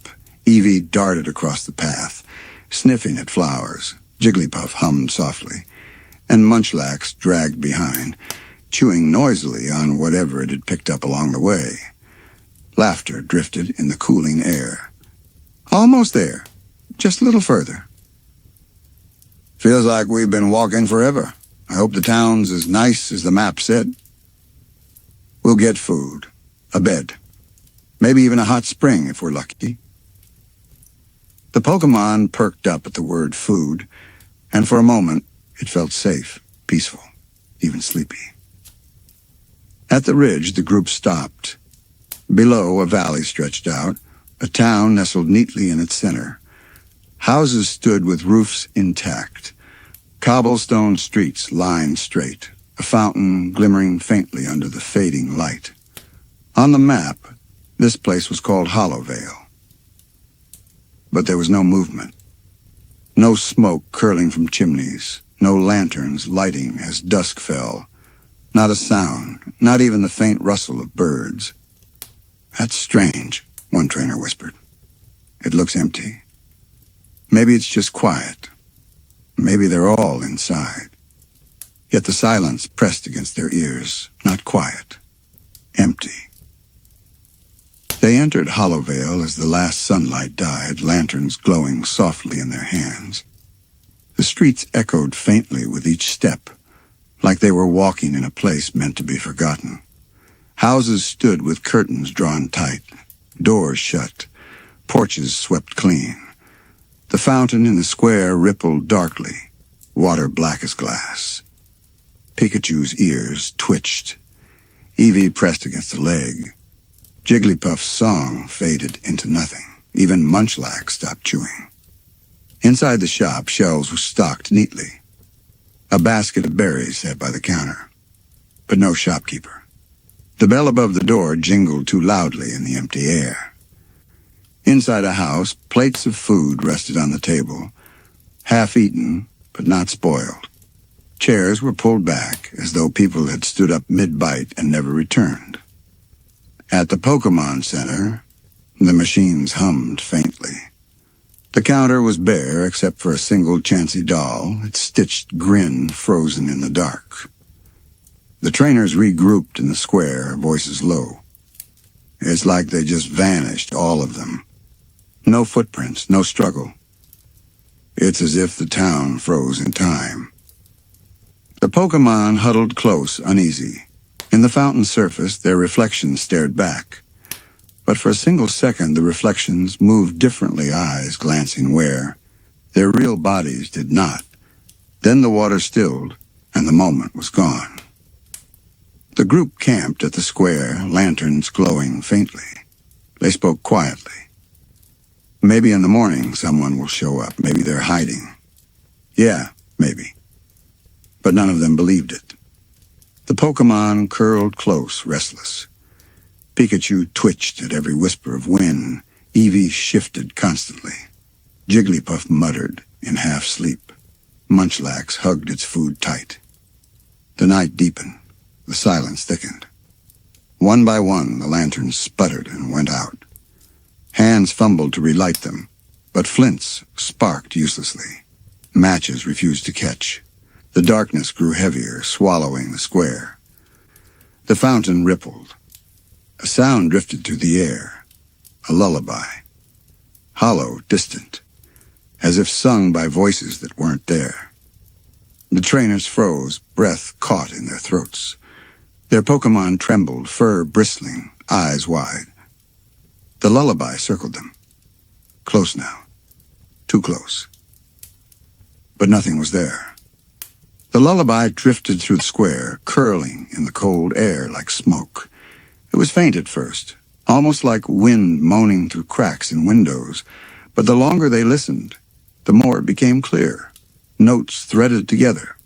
A melody that didn't belong in this world. No one spoke. The trainers sat frozen, lanterns dark in their hands, eyes searching the shadows. The Pokémon crowded tighter, fur bristling. Pikachu's cheeks sparked weakly. Ivy pressed itself against its trainer's leg. Jigglypuff's wide eyes shimmered, and even Munchlax, always unbothered, clutched its bag of food and whimpered low. The lullaby circled them, first to the left, then the right, then behind them. Yet no footsteps came. No figure appeared, only the fountain rippling, as if something unseen paced along its edge.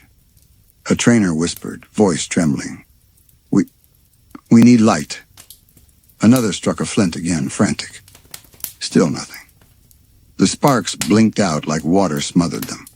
Matches snapped in shaking hands, smoke rising faintly but no flame. The lullaby rose higher, notes that didn't belong to a human throat. Sometimes soft and sweet, sometimes sharp and wrong, as if 100 unseen mouths were singing at once, and none of them quite in harmony. The Pokémon cried out in fear. Pikachu's electricity surged, but the sparks fizzled mid-air, swallowed by the dark. Something in that moment shifted. Shadows thickened at the corners of the square, spilling like ink along the cobblestones. They moved with the lullaby in rhythm, swaying as if dancing. Long arms that stretched, figures without faces, outlines flickering against the edges of the trainer's vision. When looked at directly, the shapes dissolved, but always returned in the corner of their eyes. Don't look at them," one of the trainers stammered. But it was impossible not to. The darkness had weight now, a pulse.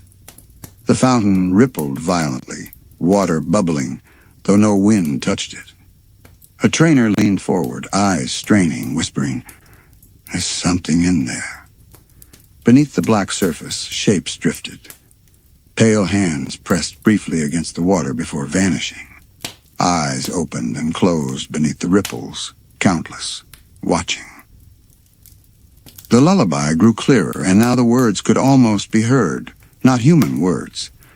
Ancient syllables twisting in circles, a prayer, a chant, a curse.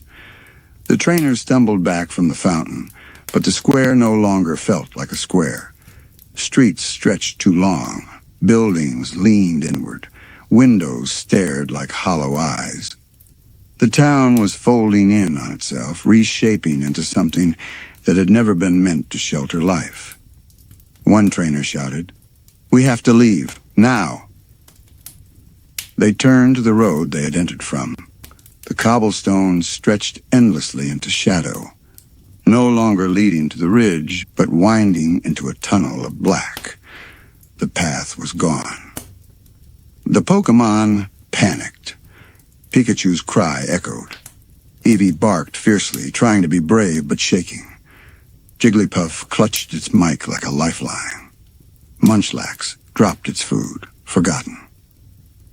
From the fountain, water spilled over the stone lip, black liquid oozing along the ground.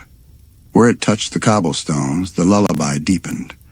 Shadows bloomed from the water like roots crawling toward them. One trainer threw a pokeball, desperate. Light burst and a Charmeleon appeared, its tail flame blazing bright.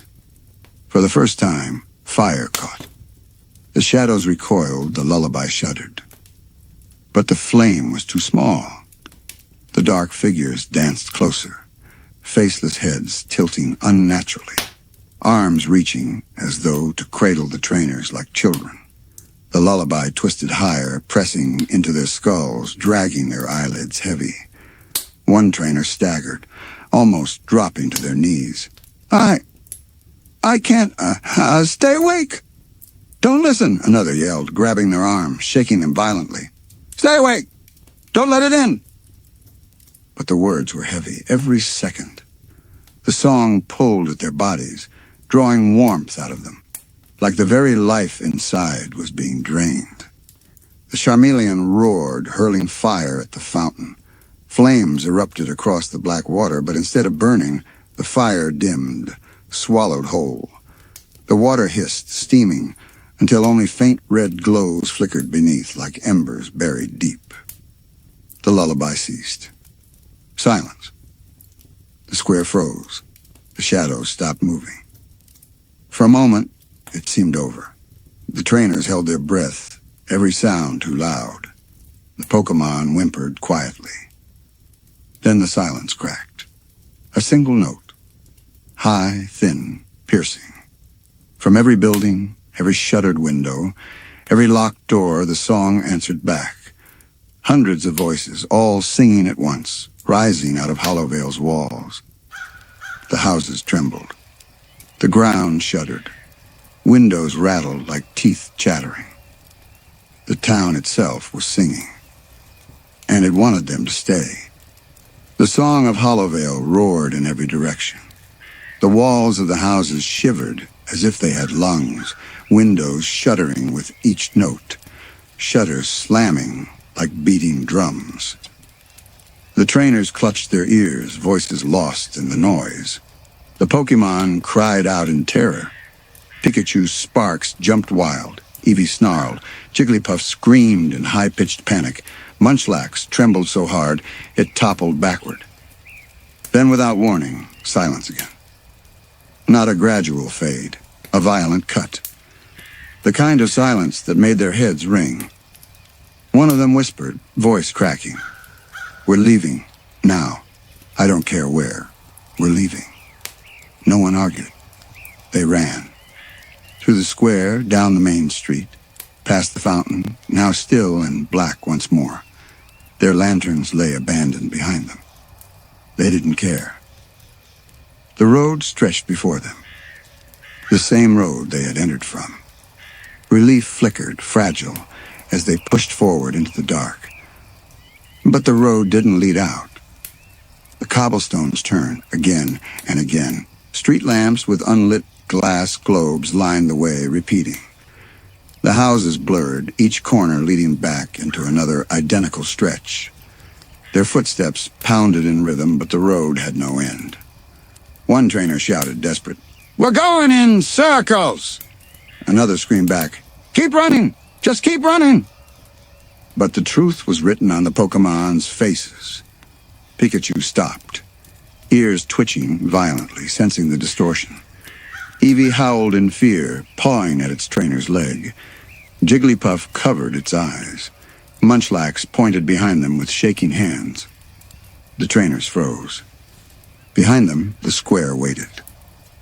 The fountain sat in the center, waiting. They had never left. Shadows clung to the buildings. Windows stared hollow black. The trainers stumbled backward, panic rising, voices breaking.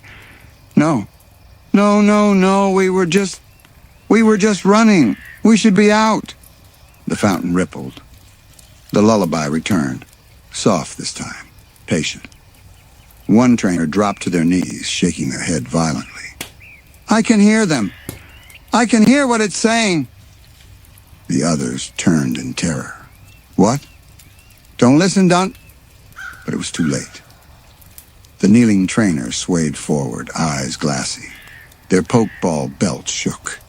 Without warning, one ball burst open, light streaking into the dark. A Ralts appeared, blinking with innocent eyes. It turned to its trainer and tilted its head sweetly. Then the fountain water surged upward like a hand, wrapping the Ralts, dragging it screaming into the black. The trainer shrieked, diving forward, but the water had already swallowed their Pokémon whole. The ripples stilled. Only the reflection remained Ralts, perfectly visible beneath the surface, eyes wide, trapped, unmoving. The trainer pounded the fountain's edge, screaming its name, tears streaking down their face. Their fists met cold stone. The reflection blinked, slowly, once. Then the eyes turned upward, staring directly at the trainer, and smiled. The trainer stumbled back, horrified, whispering brokenly, That's not Ralts." The lullaby deepened. The reflection remained, staring, smiling, mouthing words that weren't spoken aloud. The others pulled their companion back, dragging them away from the fountain. All of them now understood. The town hadn't just swallowed its people, it had kept them. Every window, every door, every pool of shadow was heavy with the weight of eyes, unseen but watching. They huddled together in the square, backs pressed tight. We can't stay here. We have to find another way out. Every road leads back. There has to be another way. A hidden path, a tunnel, something. Their voices trembled with false hope, but it was all they had. The Pokémon circled them, tense, shaking, but ready. Pikachu sparked weakly. Eevee growled low. Jigglypuff clutched its microphone tight. Munchlax, though terrified, stood in front of its trainer as if to protect them. The group moved slowly now, no longer running, lanterns dead, walking by the dim glow of Charmeleon's tail flame. The houses loomed like giants, silent but not still. At every corner they swore the walls leaned closer. In one alley, a shadow stretched across the path, longer than it should be. Not theirs, not anything's. It slithered back when they looked. In another street, they heard a door creak open, slowly, carefully. No one dared breathe. But when they turned their heads, the door was closed, locked tight. Finally, they reached the far edge of town, a graveyard. The gates stood open, iron bars twisted as though something had forced them outward. Rows of gravestones stretched into the dark, crooked, cracked, leaning like teeth. Mist drifted low across the grass, curling around the stones. The trainers exchanged a look. No one wanted to go in. But the road behind was gone, and the lullaby was coming closer again. So they stepped inside. Mist clung to their ankles like fingers as they passed through the broken gates. The graveyard sprawled outward in rows, stones tilting and sinking into the damp earth. Some graves were so old their names had faded into nothing. Others looked new, freshly carved, the soil unsettled as if only recently filled. The trainers held their lantern poles like weapons, though no flames burned. Only Charmeleon's tail offered light, its glow faint and trembling against the fog. The Pokémon stayed close, tense, their breaths clouding the air. The lullaby followed them in, soft, far away, like the wind had carried it from the town into the graves themselves. One trainer muttered, "Why would a graveyard be this big for a town so small?" No one answered. The fog thickened as they moved deeper. The stones grew denser, crowding close together. Shapes leaned from the mist, statues of angels. Their faces eroded into eyeless sockets. Crosses bent at unnatural angles. Mausoleums loomed like open mouths. The lullaby stopped. For a heartbeat, silence. Then whispers. Not in the air, not around them. Inside their heads. Faint voices, hundreds, crying, pleading. "Help us. It hurts. Why did you leave us here?" The trainers staggered, clutching their temples. The Pokémon whined in panic, sensing the intrusion but unable to hear the words. Pikachu's sparks jumped erratically. Eevee barked at shadows, Jigglypuff's eyes filled with tears. Munchlax clawed at its ears in desperation. The whispers grew sharper, screaming over one another. "Stay! Stay! Stay!"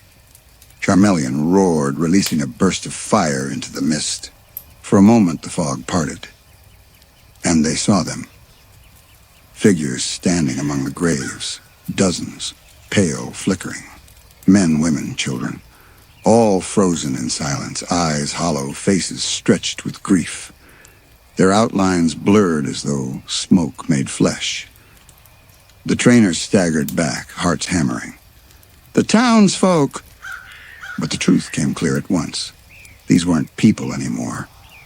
The figures turned their heads in unison. Their mouths opened, and the lullaby poured out. This close, it wasn't just music. It was a force. Their knees buckled, hearts slowed. Air pulled from their lungs as if the song was dragging their life away. One trainer screamed, "Cover your ears!" They clamped their hands tight, but it made no difference. The song came from within, bypassing flesh and bone. The Pokémon acted first. Pikachu unleashed a burst of electricity, arcs cracking through the mist. Eevee lunged, biting at a phantom figure, its teeth passing straight through but leaving the shape distorted, flickering. Jigglypuff, trembling, forced out a broken melody of its own, a countersong, though weak and strained. Munchlax charged blindly, swinging at shadows in panic. The townsfolk didn't stop. Their mouths opened wider, faces tearing unnaturally, jaws unhinging as the lullaby grew louder, deeper, vibrating the ground. The earth split. Graves cracked open, soil spilling. Hands reached upward, skeletal and pale, clawing into the fog. The trainers screamed, stumbling back as corpses dragged themselves from the dirt. Their eyes were empty sockets, their mouths stretched in silent harmony with the song. One trainer shouted, "They're not alive! They're not alive!" Pokeballs burst open in desperation. More Pokémon joined. Pidgeotto's wings slashing the mist, Growlithe's fire blasting into the rising dead, Butterfree scattering powder into the air. But every strike seemed to fade, swallowed by the fog. Fire dimmed, wind slowed, powder dispersed before touching. The graveyard itself was feeding the dead. Charmeleon's flame wavered, nearly going out. The trainers huddled together, surrounded, shadows circling in the fog, the dead dragging closer. Then among the graves they saw it. A single stone taller than the rest, untouched by age, fresh. Carved deep into its surface were words not written in any human language. Dark grooves, black as ash, twisting in spirals that hurt the eyes to follow. The ground around it pulsed faintly, red like a heartbeat. The dead circled wider, not crossing near the stone. They moved around it, careful, reverent, as if it was the center of everything. One trainer whispered, shaking, "That's it. That's the source." The lullaby swelled, vibrating through their bones. The dead reached closer. The figures in the mist closed in, their hollow eyes glowing faintly now, fixed on the living intruders. The trainers clutched each other, trapped. The Pokémon cried out in defiance, sparks, fire, claws, wings, all failing against the weight of the graveyard. And then the stone pulsed again. The lullaby stopped. The dead froze. Silence. A sound came instead. Not many voices, just one. Low, deep. It whispered through the fog, not into their ears, but into their hearts. "You should not have come here." The stone split, a crack running jagged down its center. Black light seeped through. The graveyard exhaled, and the true nightmare began. The black light seeped wider as the crack tore downward, splitting the grave marker like bone. The ground shook with a hollow groan, graves collapsing inward. The mist surged back like a tide, drawn toward the stone, spiraling around it. The dead froze mid-step, jaws slack, eyes empty. Then all at once they dropped, puppets cut from their strings, falling to the ground in heaps of brittle limbs. But the trainers didn't feel relief. The lullaby returned, not many voices, one voice. It was no longer sung like a melody. It was breathed, long and slow, vibrating the marrow in their bones. The crack in the stone tore wide, splitting fully apart. From inside came not light, not shadow, but something between. Darkness that shimmered like oil, moving as if alive. It spilled across the ground, soaking into the dirt, spreading like veins. Wherever it touched, the grass blackened, gravestones cracked. The fog thickened until it clung to their throats like smoke. The trainers staggered back. "What is that?" Pikachu's sparks hissed into nothing. swallowed before they leapt. Charmeleon's flame sputtered, shrank, then struggled weakly back. Growlithe barked, backing away, its fire faltering. Butterfree flapped desperately, scattering spores that turned black and sank to the earth. The oil shadow pulsed once. Then it rose upward. A shape began to form.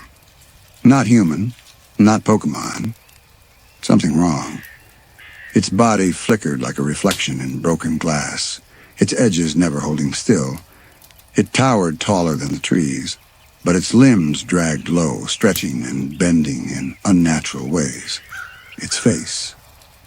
There was no face, only a mask, white, smooth, without eyes or mouth, yet somehow it looked at them. The trainers felt their lungs tighten, their hearts slow, their vision blur at the edges. The Pokémon shrieked, fighting just to stay upright. The voice pressed into their skulls. You heard our song. You answered. Now you belong to Hollowvale. The ground split open around the graves. Hands reached out again, dozens, hundreds, not bone this time, but shadow. Clawing, grasping, pulling at their ankles. One trainer screamed, kicking desperately. It's dragging me! Help! Pikachu lunged, releasing a desperate thunderbolt, slamming into the hands. For an instant, the shadows recoiled.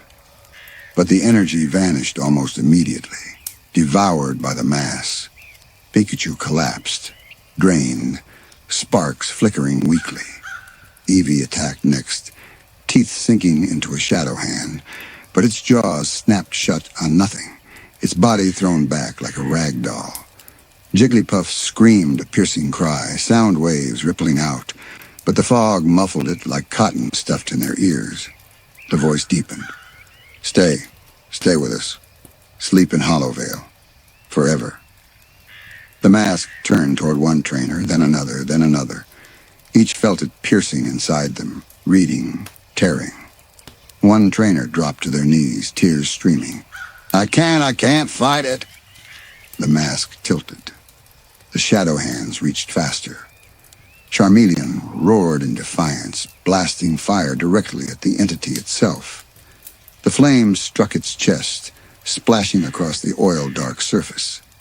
For a brief moment, the creature's form wavered, the mask cracking faintly, a hairline fracture splitting across the white. The voice faltered. The trainers gasped. That's it! Fire hurts it! Don't stop! Keep going! Charmeleon hurled another burst, but the shadow surged upward, a massive hand swatting through the air. The fire was snuffed. Charmeleon screamed as it was slammed against a gravestone, its tail flame sputtering almost to nothing. The trainers cried out, rushing toward it, but the hands closed faster, forcing them back, dragging at their legs. Munchlax, trembling but furious, threw itself at one hand, punching wildly. Somehow, impossibly, it landed a blow that made the shadow hand recoil. The little Pokémon screamed, its cry filled with raw defiance. The mask turned sharply, tilting at Munchlax. The voice shifted. A bravery, futile. The crack across its mask widened slightly, dripping black liquid like blood. The trainers struggled, pulling their Pokémon close, fighting to stand against the pull of the graveyard. Their voices broke with desperation. We can't hold out. There has to be something. The stone. It came from the stone. Destroy it. The mask stilled. The voice grew colder. The stone is not your enemy. The stone is the lock. Break it, and I am free. The trainers froze, horror dawning. The oil shadow leaned closer, massive hands sinking into the ground around them, circling like a cage. So choose, fight me, and lose, or set me free, and be devoured whole. The graveyard shook violently, graves collapsing, mausoleums crumbling inward, shadows rising higher and higher. The town itself seemed to lean closer, watching. The trainers screamed over the chaos, clinging to their Pokémon, voices desperate. What do we do? What do we do? The mask cracked wider. The voice swelled like a storm. Choose. The graveyard convulsed as if the earth itself was alive. Stones toppled. Mausoleums split apart, coughing dust into the choking air. The mist rose high, swallowing the sky, blotting the moon until there was only shadow. The trainers clutched their Pokémon, legs sinking into the soil that pulled like quicksand. Black hands clawed from below, reaching, grasping, dragging. The mask loomed overhead, cracked down the center now, its faceless gaze fixed on them. Choose. The word rattled in their skulls, vibrating like thunder. The stone pulsed faintly behind them, its grooves glowing with black-red veins. It wasn't shattered yet, but the entity's body flowed from its crack like blood from a wound. One trainer screamed, "If we break it, this thing comes out. If we don't, we die here." Another cried, "Either way, we're dead." Pikachu struggled to stand, sparks weak but stubborn. Charmeleon's tail burned low but defiant. Eevee pressed itself in front of its trainer, growling though trembling. Jigglypuff clutched its microphone, eyes wide with tears. Munchlax panted, fists clenched, ready to throw itself at the shadow again despite exhaustion. The voice seeped lower, dripping with triumph. "You will not leave Hollowvale. None of you. You belong to me." The mask bent forward, close enough for its crack to drip oily liquid into the dirt, hissing as it burned the ground. One trainer's voice shook. "No, we don't belong to you." They pulled a pokeball from their belt, one trembling hand shaking so violently it nearly slipped from their fingers. "We belong to them." The Pokémon surged forward together. Pikachu's sparks bursting brighter than before, Charmeleon igniting its flame in a desperate roar, Eevee darting with glowing quick attack, Jigglypuff singing with a breaking, distorted melody that fought against the lullaby, Munchlax bellowing as it smashed its fists into shadow hands. The entity reeled backward, the crack on its mask spreading. The trainers screamed over the chaos, "Hit the stone! All of you! Everything you got! Now!" Charmeleon hurled its fiercest flamethrower, fire spilling like a torrent. Pikachu poured out every spark in its body, lightning striking through the flames. Jigglypuff screamed a song so shrill it shook the stones. Eevee darted through, slamming itself against the cracks. Munchlax threw its entire weight forward in one final punch. The stone shuddered. The cracks deepened. The voice howled. "Fools!" The mask split fully down the middle, shattering into jagged pieces, falling like porcelain. Beneath it, there was nothing, only black light, a gaping absence. The stone cracked apart. The graveyard erupted. Shadow spilled like a tidal wave, engulfing the graves, swallowing the town beyond, tearing the earth open. The trainers screamed, clutching their Pokémon as they were thrown into the air, their bodies dragged toward the expanding void. The voice filled everything. "You set me free, and freedom is death." The shadows surged upward, higher than the treetops, blotting out what little light remained. The entire town of Hollowvale began to sink. Buildings dragged down to the pit, as though the earth itself was consuming it. But then, something happened. The stone's shattered pieces glowed white. Not black, not red, pure searing light. The cracks in the ground halted for a heartbeat. The shadow froze, writhing. The voice faltered, distorting into static. The trainers shielded their eyes as the shards of the stone lifted into the air, spinning faster, faster, circling the shadow. The lullaby twisted into a shriek of rage, then 1,000 voices all screaming at once. The white light ignited. It tore through the shadow like a blade. The oil-dark body split apart, screaming, flailing, burning away into vapor.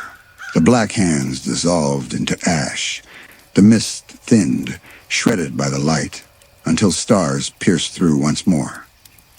The trainers fell to the dirt, gasping, clutching their Pokémon. Their ears rang with silence. Their chests heaved with air that no longer felt stolen. When they opened their eyes, the graveyard was gone. No graves, no stones, no statues, only an empty field under starlight. Hollowvale had vanished. The trainers staggered to their feet, trembling. The town, the voices, the dead, all erased. Only the faint smell of smoke lingered, and the shards of the stone now scattered like glass across the field.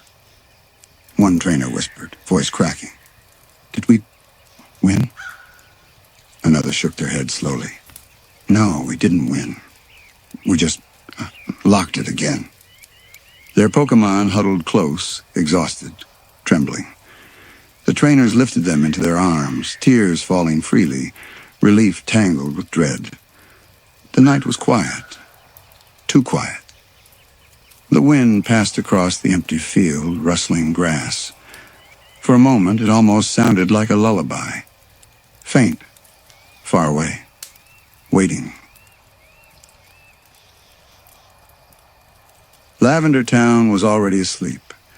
The crooked houses leaned together on the hillside, their lanterns snuffed, their doors bolted shut, as though against something more than night. The wind carried no warmth. It slithered through alleys like fingers brushing cold skin, rattling wooden shutters with the sound of dry bones. The Pokémon Tower loomed over everything. It pierced the clouds like a spear, its stones damp, its windows black. A single flame burned weakly in one high window, swaying against the void. The group of trainers stopped at the base of the hill. None of them spoke at first. Their Pokémon huddled close, Pikachu's ears flat against its skull, Growlithe whining low in its throat, Butterfree's wings beating anxiously, though no breeze stirred. Finally, one trainer broke the silence. "It's just a memorial. That's all. People come here every day. We'll be fine." But their voice betrayed them. The climb up the hill was slow. The lanterns along the path flickered pale, their glass fogged as though something breathed against them.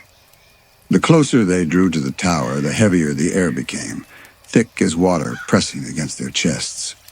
Every step felt harder, like walking into a deep current.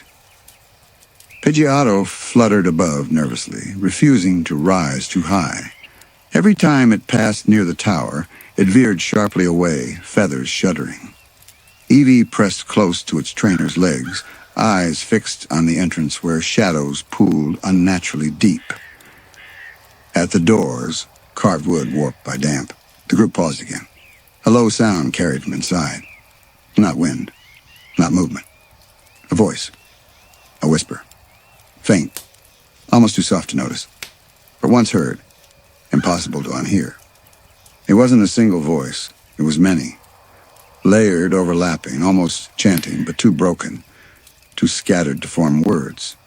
Just fragments. Breaths, moans.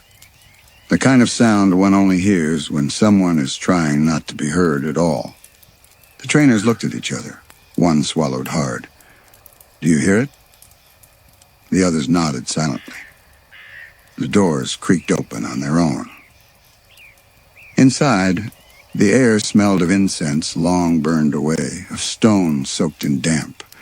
Candles lined the entrance, but their flames barely moved, shadows stretching far beyond their reach. The whispers swelled the moment the trainers stepped across the threshold. Pikachu shivered violently, cheeks sparking in fear. Butterfree clung to its trainer's shoulder, wings quivering. Growlithe growled softly, hackles high. The first floor was a forest of gravestones, cramped together beneath the tower's vaulted ceiling. Old names were etched into stone, most unreadable, faded by centuries of mourning. The walls sweated with water, and something else, faint scratches, long and jagged, trailing across the surface like someone had clawed to get out. The whispers grew sharper. Don't go up. The words were barely there, woven in the layers of breath. A voice not quite human, not quite Pokémon. Don't climb. The trainers froze. One laughed nervously. It's the wind. Just the wind. But their voice was hoarse, too thin. The stairs rose before them, twisting upward into darkness. Butterfree whined, refusing to look at them. Pikachu tugged its trainer's sleeve with trembling paws. Growlithe whimpered, tail between its legs. Still, one step came after another. The air thickened as they climbed. The incense grew sharper, bitterer, stinging their noses. The whispers wrapped tighter around their ears. Don't climb. You shouldn't be here. They never left. The second floor opened wider than the first. Gravestones spread farther apart, candles guttering in weak halos of light. But something was wrong. The stones were broken, shattered. Some had been overturned, others gnawed at the base as if chewed by something with too many teeth. And above every stone, something flickered. Shadows shaped like Pokémon, faint, incomplete. A Cubone missing its mask. A Ghastly with no eyes. A Meowth with a hole where its chest should be. They hovered, twisting, dissolving, returning. Not alive, not dead, not whole. The whispers tangled louder now, splitting into separate voices. They don't know. They can't leave. They'll join us. The trainers backed closer together. Pikachu sparked weakly. Butterfree's powder drifted nervously through the air. Growlithe barked, but it came out broken, choked. Then, one of the shadows turned, slowly. Its head twisted all the way round, bending farther than bone should bend. Its empty sockets locked onto the group. The whisper sharpened. See you. Every other shadow followed. The shadows did not move at first. They simply stared. Empty eyes where no light should exist. Hollow sockets that pulled like voids. The trainers froze, unable to breathe.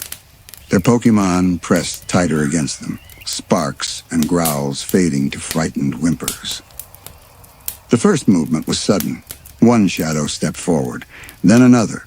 Their bodies dragged against the floor like smoke too heavy to rise. They were silent, except for the whispering. The trainers stumbled back toward the staircase. The voices rose. Don't leave. Stay. Stay forever. Growlithe barked and snapped at the nearest shadow. Its flames sputtered on the ground, but the fire passed straight through. The shadow twitched, hissed, and lunged. Eevee darted forward, ramming the shape with a glowing, quick attack. It was like striking water. Eevee slid straight through, hitting stone hard. The shadow folded, reshaped, and reached with two long arms. Butterfree's powder cloud burst into the air, sleep powder, thick and glowing. For a moment, the whispers faltered. The shadows flickered, wavering. The trainers grabbed their Pokémon, bolting for the stairs. The whispers howled. Don't climb. You'll never reach the top. It's ours. The stairwell swallowed them in damp stone. Each step moaned under their weight, the spiral climbing and climbing. But the higher they went, the stranger the air became, heavier, thicker. It felt like breathing through cloth soaked in ice water. Halfway up, one trainer collapsed against the wall, gasping. It's too heavy. Pikachu staggered, sparks dimming to nothing. Its eyes drooped, body trembling. Munchlax sat hard on the steps, chest heaving, sweat beading under its fur. The whispers didn't fade with distance. They grew sharper, closer. They crawled down the steps behind them. Turn back. You don't belong here. You'll end where they ended. One trainer forced them up, clutching their Pokémon, dragging their tired legs forward. But when they looked down, The stairs below weren't there. Where they had come from, there was only wall. Solid, damp stone. No bottom, no exit. The trainer froze. Didn't it? Wasn't there a way down? The whispers laughed. Not words now, just laughter, cracked, wet, wheezing. They climbed faster. The stairs twisted tighter, endless. Upward, upward, upward, but never closer to light. Candles along the walls sputtered in sickly green, though no hands lit them. Wax dripped without heat. The shadows in the wax weren't their own. They bent wrong, leaned in the opposite direction. Faces stretched into masks that weren't theirs. Evie whined, staring at the dripping candles, backing away. One drop of wax fell onto the stairs and it pulsed. Like a heartbeat. Almost here, the whispers breathed. The trainers stumbled into the next floor. This one was larger, wider. A hollow chamber lined with statues. Stone effigies of Pokémon, all weathered, faces worn away.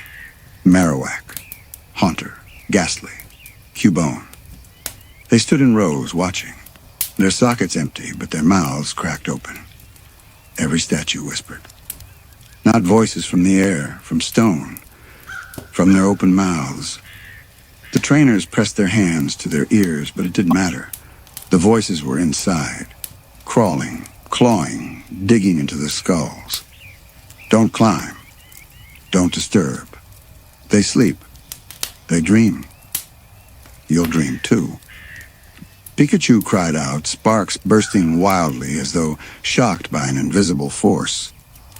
Butterfree screamed, its wings flapping frantically. Growlithe snapped and barked at nothing, foam flecking its mouth. The statues moved.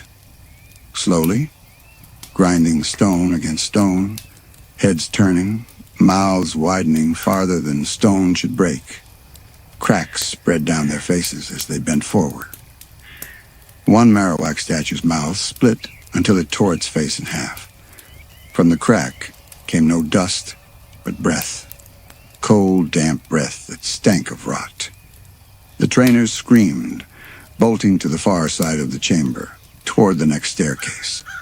Their footsteps echoed far too loud, louder than the screams themselves, bouncing like 100 others running behind them. They ran for the stairs. But at the base, something blocked the way. A shape stood there.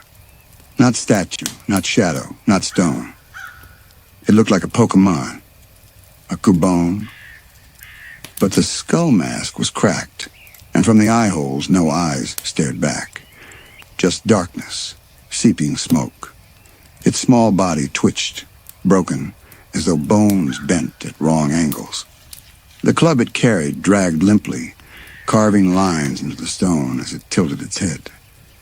The whispers sharpened in unison. You shouldn't have come here. The Cubone didn't move at first. It only stood there, head tilted, the broken skull mask dripping black smoke from its cracks. The whispers inside the chamber grew frantic, clashing over one another. Don't look. Don't see it. It's not real. It's ours. But the Cubone stepped forward. Its club scraped the floor with a shriek of stone against stone. Its body twitched as though pulled by invisible strings, legs bending at impossible angles as it lurched closer. Growlithe barked and lunged.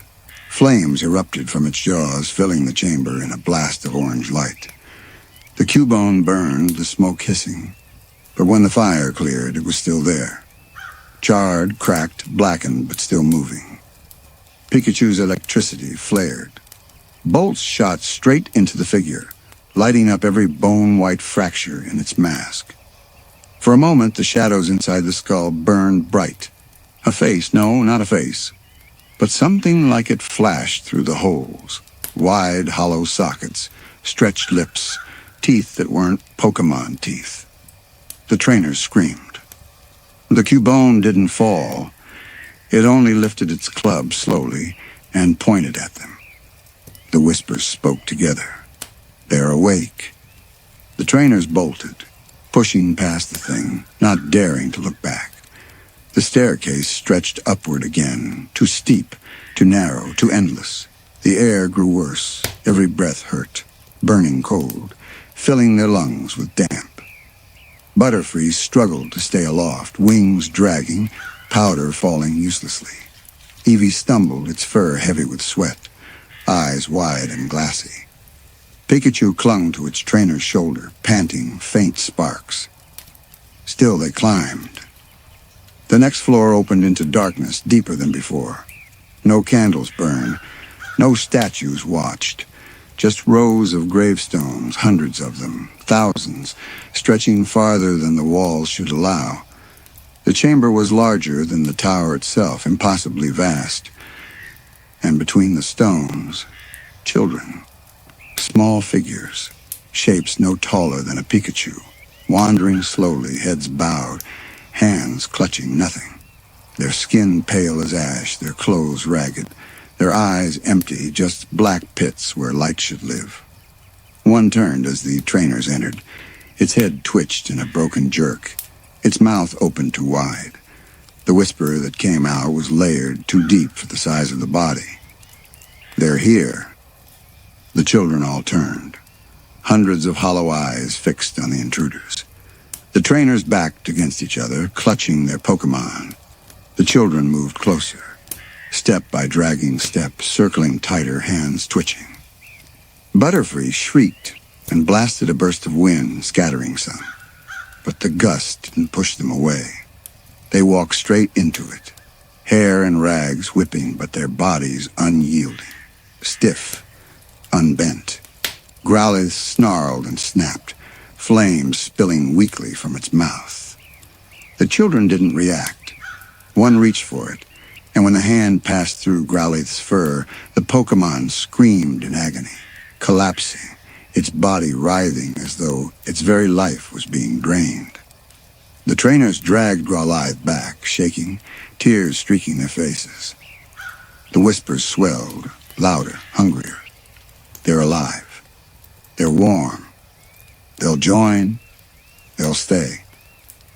The children pressed closer, their hollow eyes dripping black tears, their mouths opening wider and wider until their jaws cracked. The whispers poured from them directly now, rattling the chamber like a storm. Evie barks, fur bristling. Pikachu sparked wildly, electricity cracking the stones beneath their feet. The trainers huddled in the center, their Pokémon surrounding them, shaking with fear.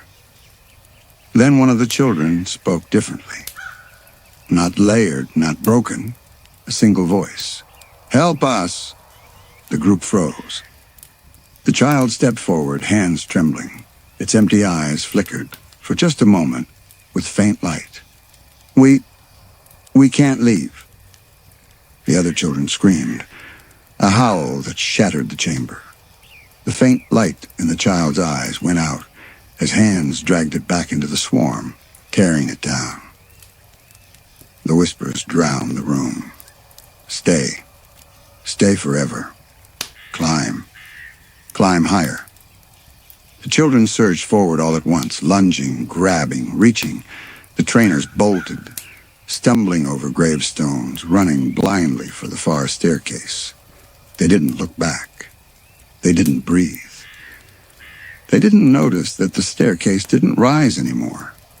It went down, and down, and down. The trainers stumbled, desperate for escape, their lantern light trembling as they crashed down the staircase. But with every step, their hearts sank. The spiral wound downward, not upward.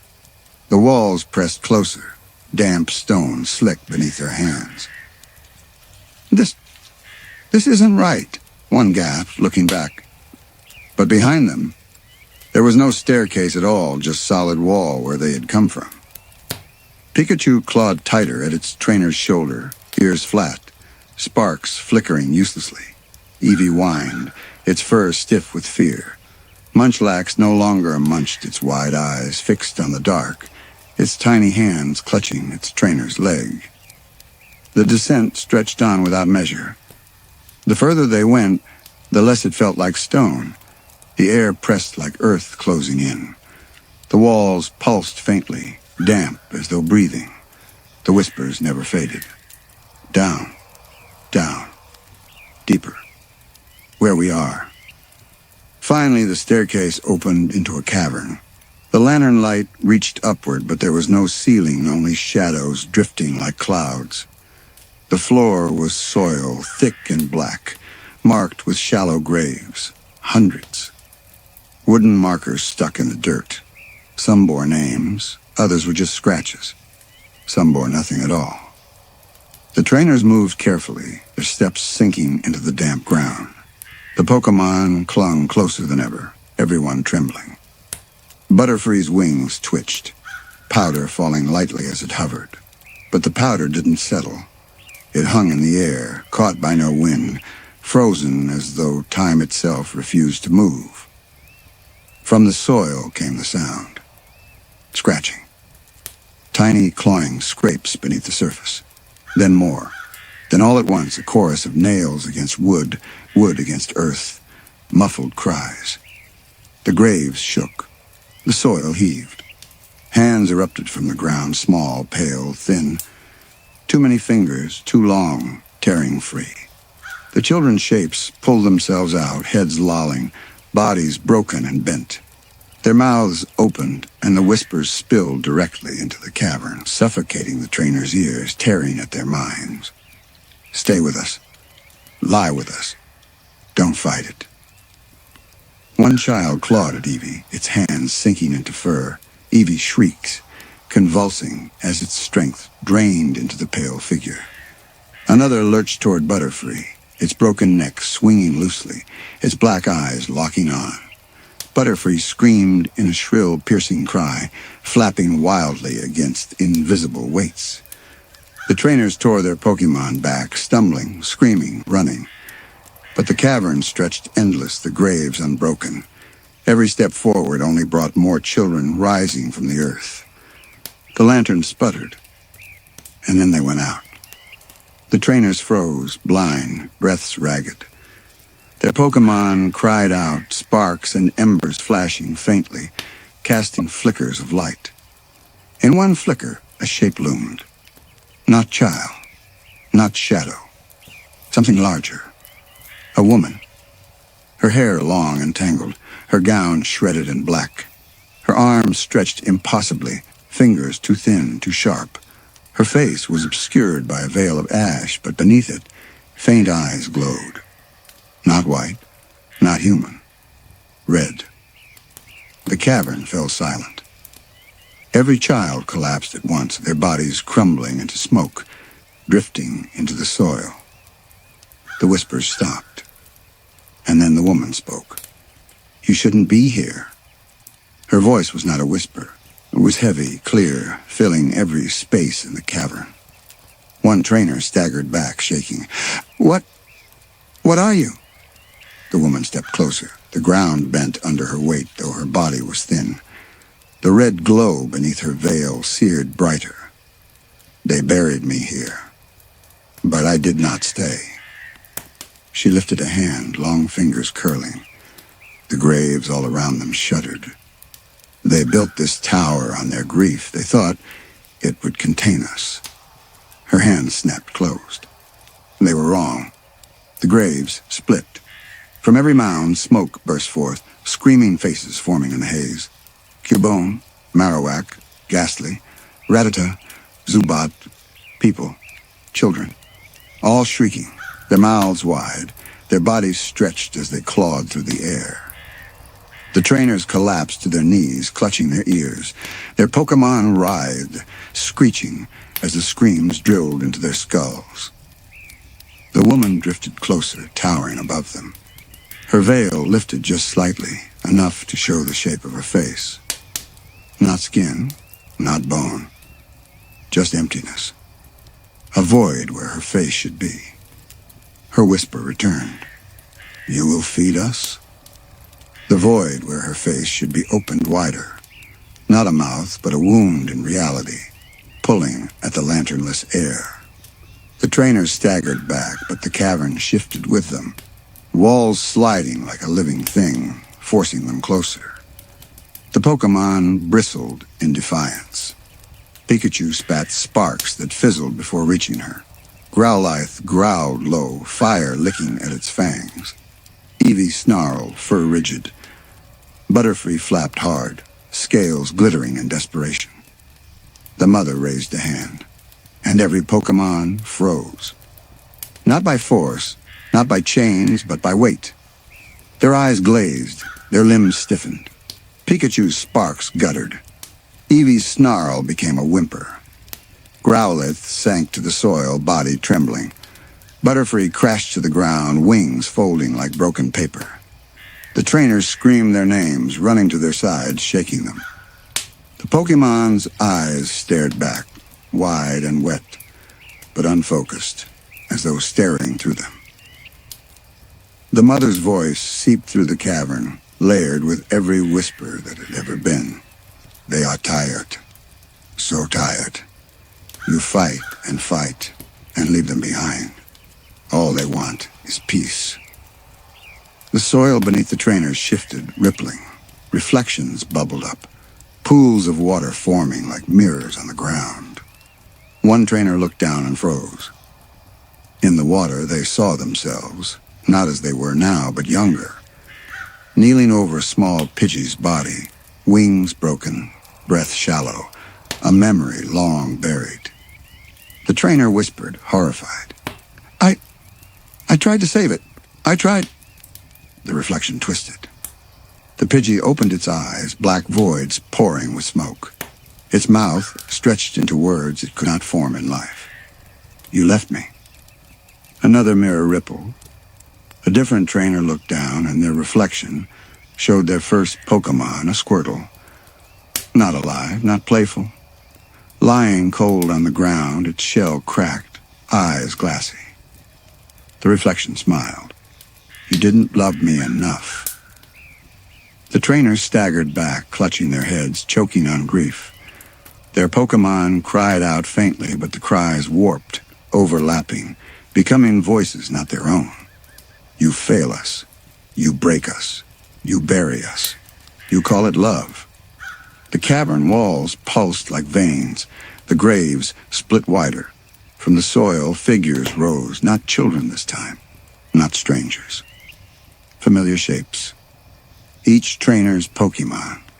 Past partners, lost ones, ghostly, hollow, their bodies broken in the same ways they had died. They stepped forward, eyes black, voices hissing. You belong here. With us, in silence. The trainers collapsed, sobbing, clutching at the Pokémon still by their sides, but even those bonds felt fragile now. Their living partners twitched under the mother's grip, fighting to hold on. Pikachu let out a strangled cry, sparks burning against invisible chains. Eevee whimpered, pushing against the weight, blood in its throat. Butterfree's wings fluttered desperately. Growlithe snarled, refusing to sink. The mother bent down, veil brushing the soil. Her hand stretched toward the group, long fingers brushing the top of one trainer's head. Rest. The cavern's whispers surged, overlapping, louder than thought, louder than heartbeats. Rest. Rest. Rest. The trainer's eyes grew heavy. Their Pokémon's breathing slowed. The air thickened with sleep. But deep inside the haze, a faint sound trembled. Not a whisper, not a memory, a song. Soft, clear, fragile, but real. Jigglypuff. Still awake, still fighting, its round form shaking as it sang through tears. Its voice wavered, but carried a warmth and that cut through the suffocating whispers. The trainers stirred. Their Pokémon twitched, eyes blinking free for a moment. The illusions in the soil shrieked, their false forms cracking, peeling into smoke. The mother's veil shuddered. Her void face rippled, the red glow flaring angrily. She hissed, the cavern trembling with her fury. They cannot save you. You are mine. But Jigglypuff's song rose louder, steadier, And for the first time since entering the tower, the whispers faltered. The children's voices broke into cries. The grave shivered. The soil cracked, revealing light beneath, faint but burning. The trainers clutched their Pokémon, holding them tight, pulling them awake, whispering through sobs. "Stay with me. Please stay with me." The mother reeled back, smoke pouring from the void where her face should be, hands clawing at the cavern as though to hold it together. "You cannot leave." The stairs appeared again. Not up, not down, but straight ahead, carved of white stone, glowing faintly in the dark. The trainers didn't think. They ran. Their Pokémon stumbled beside them, weak but alive. Jigglypuff, drained, was carried in shaking arms, its song fading but enough. The whispers screamed behind them, louder, desperate. "Don't go. Don't leave. We are nothing without you." The mother's scream split the tower, a sound like stone tearing apart. The trainers threw themselves onto the glowing staircase, and the cavern collapsed behind them. The glowing staircase wound upward, each step trembling beneath their feet, as though the tower itself fought against it. The trainers hauled their Pokémon close, half carrying, half dragging them. Pikachu sparked faintly in defiance. Eevee whimpered but held on. Butterfree flapped weakly. Growlithe panted, limping with fire still flickering. Jigglypuff lay still in one trainer's arms, its eyes barely open. The whispers followed. "Stay. Rest. We need you." The staircase shook. Fragments of earth rained from above, smoke clawing at their legs like hands desperate to drag them down. They climbed faster, every breath a scream, every heartbeat a drum. And then light. The staircase burst into a vast chamber. It looked nothing like the crypts below. A great hall, endless, filled with flickering candles that hovered in midair. At first they seemed like simple flames, but as the trainers passed, faces appeared inside each one. Tiny, fleeting images. Pokémon, humans, children, souls, trapped in flame. The trainers froze, staring. The candles whispered faintly, each one a thread of longing, sadness, hunger. "They don't want to hurt you," one trainer whispered, shaking as though convincing themselves. "They just don't want to be forgotten." The air chilled. The candles all flared at once. The mother rose again from their light, her veil torn, the void of her face burning with furious red. Her body stretched taller, impossibly thin, her arms spreading wide to cover the chamber. "You cannot leave." The trainers stumbled back, clutching their Pokémon. The staircase behind them had vanished. One trainer screamed, "We have to fight!" But their voice cracked with hopelessness. The Pokémon, weak but determined, forced themselves forward. Pikachu sparked harder, forcing light into the chamber. Growlithe staggered, coughing flames that lit the floor. Butterfree spread its wings, scattering glittering scales that clung to the smoke like stars. Eevee bared its teeth, every hair on its body bristling. Jigglypuff, trembling, let out a single broken note, faint but pure. The mother shrieked, her form unraveling, smoke spilling from her body in ragged bursts. The candles shook, their souls screaming. But for every flame that died, another burst to life, the chamber filling with thousands more. The trainers' hearts broke as they realized they could not destroy her. She was not one ghost. She was all of them. The mother's voice shattered the chamber. "If you leave, we are nothing." The trainers clutched their Pokémon tighter, tears streaming, their voices rising against hers. "You are not nothing. You were loved. You are remembered." The words rang like fire through the smoke. For a moment, the candles flickered not with anger, but with something softer. The mother hesitated. Her arms faltered, veil trembling. Beneath it, the void face cracked. light bleeding through like fractured glass. The chamber blazed white. The trainers collapsed, clutching their Pokémon, shielding them from the storm. And then silence. When they opened their eyes, they were lying at the base of the Pokémon Tower. Outside. The sky was pale gray, and the sun struggling through the mist. Lavender Town was quiet, too quiet, but alive again. The tower stood tall behind them, its windows dark, still. The trainers sat up slowly, shaken. Their Pokémon stirred in their arms, breathing, alive, exhausted, but safe. Jigglypuff blinked, letting out the faintest hum before falling back asleep. They looked at each other, trembling, unable to speak. None of them knew if they had escaped by strength, by mercy, or by accident. But when they turned back toward the tower, they froze. In one window, high above, a figure stood. Tall, veiled, watching. The whispers returned, faint as wind. "We remember you." The trainers clutched their Pokeballs, their partners, each other. And with hearts heavy but alive, they walked out of Lavender Town, never to return. The tower remained. It always remains. In the world of Pokémon, every light casts a shadow. Every town hides secrets. And every whisper carries a warning. Some Pokémon never sleep. Some spirits never rest. And some places were never meant for the living.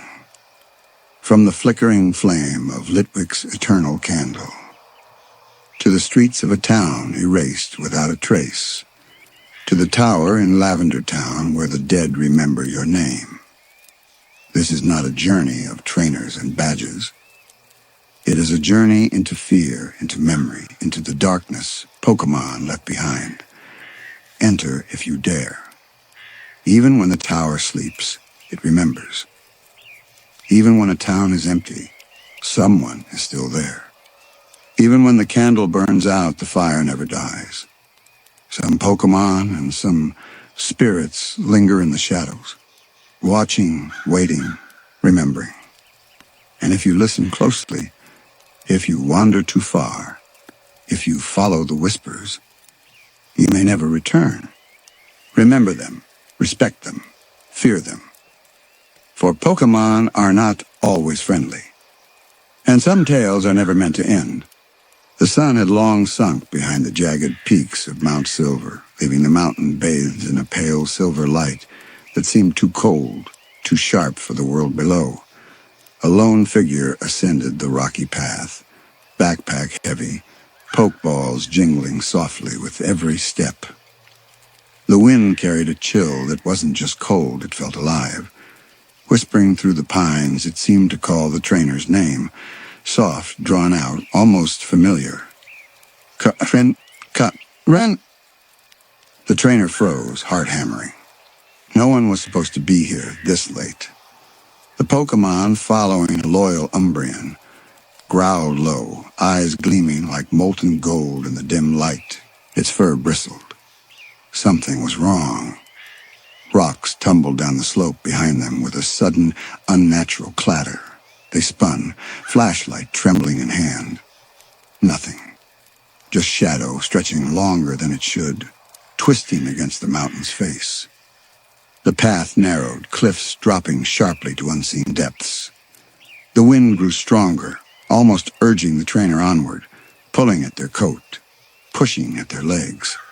Umbreon hissed, circling them protectively. Then came the sound, a faint echo, almost like a cry. Not human, not Pokémon. Somewhere between. It came from deeper in the mountain, through a cave that hadn't been there on the map. A faint glow shimmered inside, silver light flickering like fire but cold as ice. The trainer hesitated. Every instinct screamed to turn back, yet something, curiosity, hubris, propelled them forward. Umbreon's hackles rose. A shiver ran down the trainer's spine as the whispers grew louder, indistinct words forming in the wind. Return, return, return. But it wasn't a warning. It was a lure. Inside the cave, shadows danced along jagged walls, flickering in the silver light. Strange symbols etched into stone glowed faintly, pulsing with a rhythm like a heartbeat. The trainer reached out, fingers brushing one. Cold. Colder than the wind outside, deeper than the night. Umbreon growled again, low and warning. The glow intensified. And then a pair of eyes appeared in the darkness. Not small, not animal, giant, reflective, pale, and unblinking. Who's there? The trainer called, voice quivering. No answer. Just the slow, deliberate movement of the eyes following. A figure stepped from the shadows, not a Pokémon, not a human, but something in between. A trainer, perhaps, long lost, body twisted unnaturally, eyes hollow, skin pale as frost. Their lips moved, but no sound came out, only the whispers that now filled the cavern. You should not have come, they said, and the wind around them screamed. The cave seemed to stretch, walls moving farther apart. Footsteps echoed behind the trainer, but no one was there. Umbreon leapt forward, fangs bared, but its growl caught in its throat as more shadows slithered along the walls, reaching with clawed hands, long and thin like roots of the mountain itself. The trainer ran, stumbling over jagged rocks, the glow now blinding. Every step seemed longer than the last, as if the mountain itself had extended, folding the path into an endless loop. Behind them, the whispers escalated into a chorus, voices overlapping, screaming, "Return, stay, belong, never leave." Umbreon fought to keep pace, but the trainer began to feel it to exhaustion, unlike any they had known. Limbs grew heavy, eyes burned, every breath tasted like ash. At the heart of the cavern, a massive crystal rose from the ground, silver veins coursing with light. And there, suspended inside it, a Pokémon. Umbreon's gaze caught the familiar shimmer of the trainer's first partner, long thought lost. Its eyes glimmered with terror, pleading silently. The whispers became intelligible, chanting in the rhythm of a heartbeat. "Join us, forever, never leave." The trainer screamed, shaking their head, clawing at the walls, but the crystal pulsed, calling, pulling. Umbreon growled, leaping, fangs sinking into shadow itself, scattering the silver mist, but it wasn't enough. The mountain seemed alive, breathing, stretching, whispering. And from the crystal, the reflection of the trainer flickered, not one but hundreds, each trapped, each screaming silently, each beckoning them to step closer. The wind carried one final message before silence fell. You will not leave. The trainer's vision swam, their knees buckled. Umbreon pressed close, trying to shield them, but even loyalty seemed weak against the pull of Mount Silver. The glow grew brighter, blinding, stretching into eternity. And then darkness. The darkness didn't feel like emptiness. It felt like eyes pressing against their back, unseen hands brushing their shoulders. The trainer blinked, trying to adjust. Umbreon pressed closer, body trembling but still alive. Somewhere in the blackness, faint silver glimmers pulsed, like distant stars, though they weren't stars. The cave seemed endless. Every step echoed, but the echoes weren't theirs. Soft footsteps followed them, light, deliberate, pacing them exactly, always just out of sight. Whispers swirled like fog, fragmented words slipping to their mind. Come, join, never leave, home. The trainer's flashlight flickered. The beam revealed glimpses of the walls, carvings of trainers, Pokémon, and strange symbols entwined with long-reaching vines of shadow. Some carvings were fresh, bleeding a dark, sap-like substance. Some were ancient, cracked, worn smooth by time. But all of them watched. Umbreon's growl rose, a low, guttural vibration that shook the trainer's chest. Shadows pooled at the edges of the beam, thickening, writhing like serpents. Shapes moved within them. Tall, thin figures, twisted limbs, eyes glinting white, unblinking. They didn't run or chase, they waited, patient and calculating. Suddenly, the ground beneath them shivered. Rocks shifted, tiny pebbles cascading into a deep chasm. A sound followed, not a roar, not a growl, but hundreds of soft, overlapping cries, trainers, Pokémon, and something else, fused into one endless wail. The trainer stumbled, heart racing, calling out, but only Umbreon answered with a snarl. The mountain was alive. It fed on fear, growing stronger with every tremor, every rapid heartbeat, every whispered word that tempted them to stop, to rest, to give in. They reached a narrow ledge overlooking a black void. The wind howled through it, carrying memories not their own. Laughter, cries, battles, losses. One step and they would fall into the abyss. And in the abyss, reflections shimmered trainers they had known. Pokémon they had loved, frozen silver crystal, faces twisted in silent screams. The whispers changed, coalescing into a single voice. You can join them. We can be one. Eternal. Umbreon growled louder, leaping forward, claws scraping rock. But the path ahead narrowed, leading into a tunnel lined with more crystals inside each. Flickering silhouettes of trainers and Pokémon, eyes wide with fear. The trainer's stomach churned. They recognized some of the Pokémon, old companions, lost to time, battles or accidents. All staring, trapped, pleading silently. The tunnel twisted unnaturally, bending like it was alive. Gravity seemed inconsistent. Steps grew heavier, harder. Every breath burned. Every heartbeat echoed against the walls. Then from the shadows, a shape lunged fast, almost invisible. A Pokémon? A trainer? Umbreon attacked instinctively, fangs sinking into air. The shadow dissipated, leaving a faint, icy scent behind. The whispers intensified, overlapping, shrieking, and murmuring all at once. Suddenly, the trainer realized something. The mountain remembered them. Every memory, every loss, every fear the shadows knew. The crystals reflected not just bodies, but hearts, souls, mistakes, regrets. A flicker of movement caught their eye, another trainer, or someone who had been one, barely alive, wandering aimlessly. Eyes glazed, voice muttering, "Don't. Leave. It. Hungry?" The trainer turned, heart hammering. The lost trainer's Pokémon, long twisted by the mountain, moved toward them, eyes empty. Fur bristled with static energy. Umbreon hissed, circling protectively. The darkened Pokémon steps were slow, deliberate, hungry. The mountain's pull was stronger now. Every direction led inward, deeper toward the core. The whispers surrounded them, shaping the path, reshaping reality. Rocks melted into shadow, walls bent and stretched. The path was no longer a path. The trainer realized a horrifying truth. The mountain didn't just trap bodies. It trapped time, memory, hope itself. And it was feeding, growing, learning.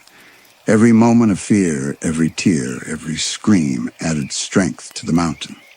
Umbreon pressed against their leg. The trainer clutched its fur, whispering, "We have to survive. We have to." But the mountain answered with silence, and the shadows moved closer, patient, inevitable, whispering promises of reunion, of eternity, of never leaving. The glow of the crystals ahead pulsed not just silver, but faintly red, as if blood and ice were mingled. And within them, the trainer saw a reflection. Themselves trapped, eyes wide, screaming silently, reaching for Umbreon, unable to move, unable to escape. The path ahead twisted, and with it the mountain's voice, echoing in their mind. "You cannot leave. Not yet. Not ever." The trainer swallowed, gripping their Pokémon. They had to move forward, deeper into the mountain's heart. For if they didn't, they would become part of it. Just another whisper in the wind. And so, with a trembling step, they entered the red and silver glow. The red and silver glow stretched ahead like a living river, pulsating with each heartbeat. The trainer stepped forward, every nerve screaming to turn back, but the mountain's pull was irresistible. Umbreon stayed close, tail low, eyes scanning, body tense like coiled steel. The tunnel widened into a vast chamber, walls lined with jagged crystals, each capturing distorted reflections of the trainer and Umbreon. But the reflections weren't exact. Some moved independently, twisted into grimaces, some clawing at their own crystal prisons, mouths opening silently to scream. In the center, a massive crystal rose from the floor, glowing like molten silver. Inside, a trainer floated, suspended in an unnatural calm. Pokémon surrounded them, eyes blank, limbs stiff. A chill radiated outward, and the air itself seemed to press in. The whispers were deafening now, no longer fragmented, but a chorus of voices layered upon each other. Join, forever, belong, never leave. The trainer's hands shook. They recognized the suspended trainer. It was someone from their past journey, someone who had disappeared years ago, rumored to have climbed Mount Silver seeking a legendary Pokémon. Their eyes opened, wide and hollow, staring without seeing. Umbreon growled. Stepping forward, fur bristled. The shadows along the walls shifted, coalescing into dark Pokémon. Gengar, Mismagius, Banette, all distorted, teeth long, eyes glowing with unnatural light. They moved silently, circling, waiting for the trainer to falter. Then the massive crystal pulsed, and the suspended trainer's mouth moved, whispering, "You cannot leave the mountain alive." The whispers now weren't just voices.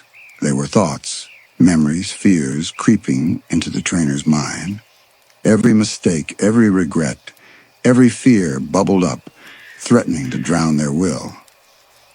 A sudden movement, the suspended trainer's hand reached out of the crystal.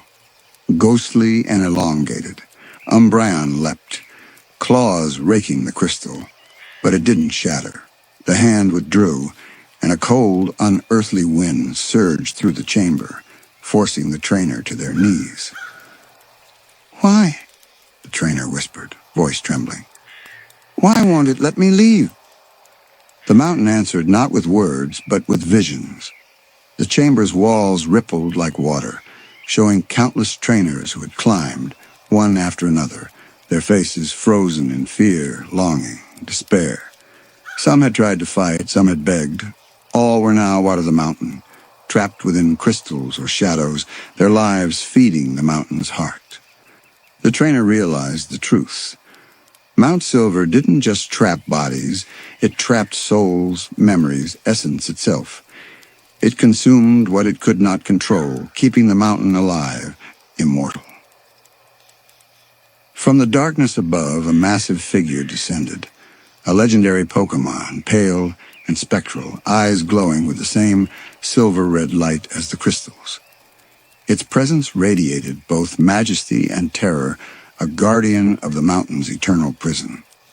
The whispers coalesced into a single voice, emanating from the legendary itself. "Leave or join. Eternity awaits." The trainer clenched Umbreon tightly. Their minds screamed to run, to escape. But the mountain shifted, walls stretching, floor twisting, pathways dissolving into shadow. Every exit vanished. Only the pulsing heart remained, and the spectral guardian blocking the way. Umbreon growled, fur bristled, and suddenly a portal of darkness opened behind them. A faint memory flickered, a chance to leap back to the last cave entrance. But to reach it, they would have to pass through the chamber's center, past the heart, past the suspended trainer, past the guardian. The whispers surged into a scream, voices overlapping, chanting, "Forever, join, become one." The trainer's hands shook as they gripped their pokeballs. Their Pokémon were tired, but still loyal, still alive. They had to fight, had to resist, or they would become just another reflection in the crystal, just another whisper in the mountain's heart. Every step was agony. Every breath burned. The glow of the heart crystal warped reality around them. Shadows slithered across the floor, forming shapes of trainers who had fallen before. They reached out, clawing at the trainer, whispering promises of rest, of escape, of safety and surrender. Umbreon leapt forward, cutting through a shadow, snarling. The trainer ran, heart pounding, steps faltering, eyes fixed on the glowing heart ahead. Each step forward was a battle not with Pokémon, but with the mountain itself. And then, the suspended trainer's eyes focused on them, wide, hollow, almost pleading. A faint movement, their hand stretched. Not to grab, but to warn. "Don't touch the heart, or join!" The trainer froze for a heartbeat, then dashed, weaving through the shadows, past the guardian, past the suspended Pokémon. The mountain trembled, the heart crystal pulsing violently. Whispers became screams, the air thick with cold fire. As they reached the far side of the chamber, a faint, narrow path shimmered in the silver-red glow, a way forward, or perhaps a trap. The trainer gritted their teeth, clutching Umbreon's fur, stepping onto it. The mountain's voice followed, echoing in their mind, chilling and eternal. "You cannot leave. Not yet. Not ever." The path ahead led deeper into the unknown, into darkness where even Umbreon's golden eyes struggled to pierce the shadows. And as the glow of the heart receded behind them, the trainer realized the journey was far from over. The mountain's secrets were still alive, still hungry, still waiting. The narrow paths stretched forward, barely wide enough for 2 feet, twisting through darkness that seemed to hum with malice. Every step felt heavier, as if the mountain itself weighed down upon them. Umbreon's fur bristled, eyes glowing gold in the faint silver-red glow from the pulsing heart behind them. The whispers had become unbearable, no longer faint or fragmented. They were inside the trainer's mind, clawing at thoughts, replaying every failure, every loss, every regret. You belong here. Forever." The trainer clutched their head, trying to block the voices, but the mountain's pull was relentless.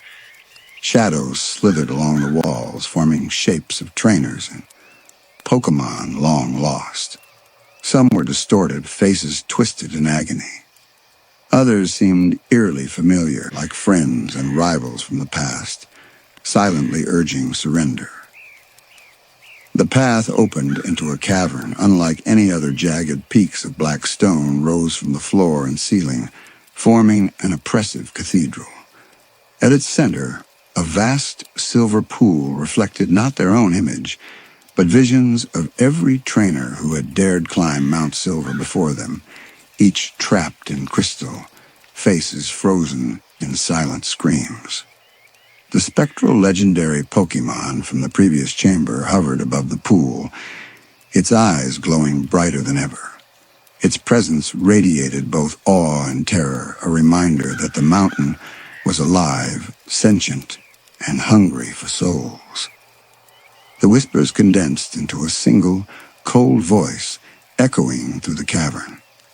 "You seek to escape, but the mountain remembers all.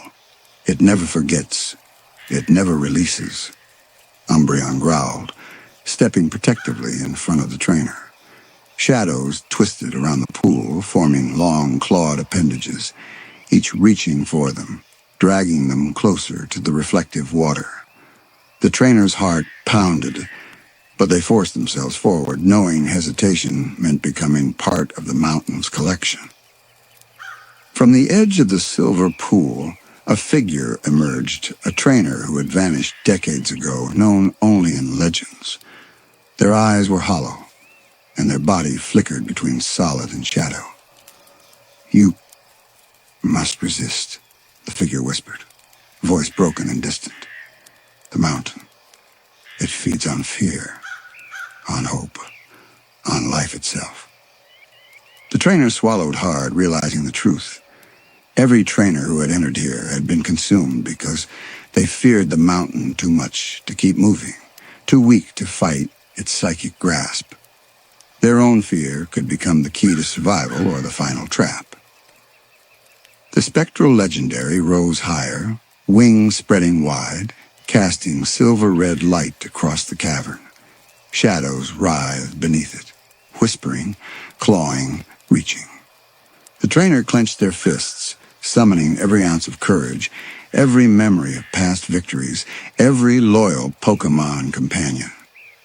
Umbreon leapt forward, striking the shadows with fierce precision, teeth and claws cutting through the darkness. The path ahead flickered, unstable, threatened by the mountain's will. The trainer sprinted, dodging spectral hands leaping over jagged stone, heart hammering with adrenaline and fear.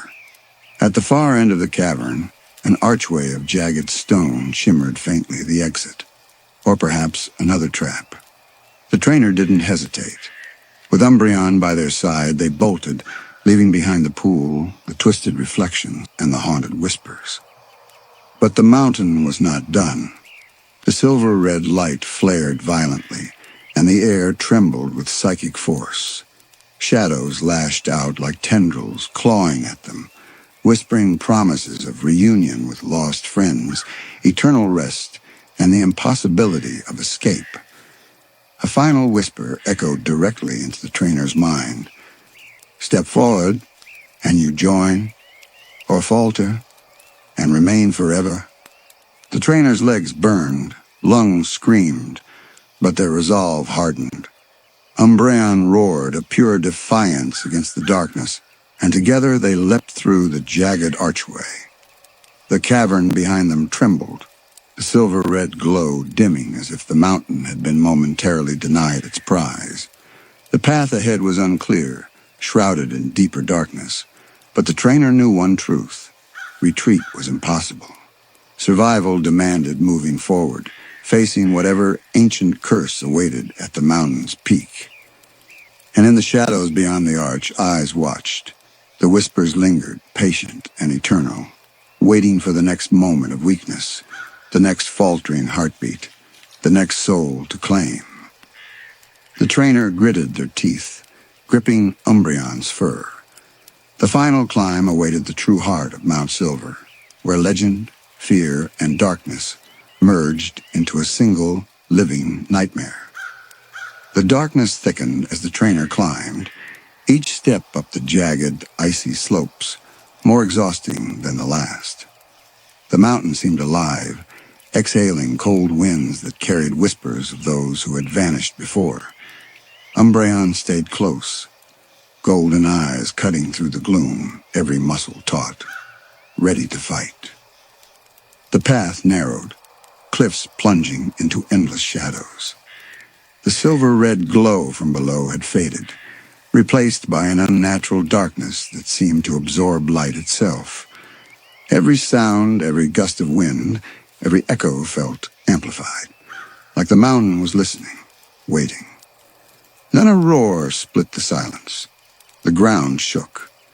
From above, a massive, spectral Pokémon descended, its form shifting between shadow and substance, eyes blazing like molten silver. Its presence radiated an overwhelming sense of authority and ancient power.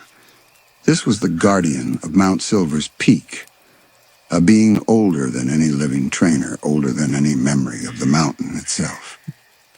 The whispers erupted into a deafening chorus, voices overlapping, chanting, screaming.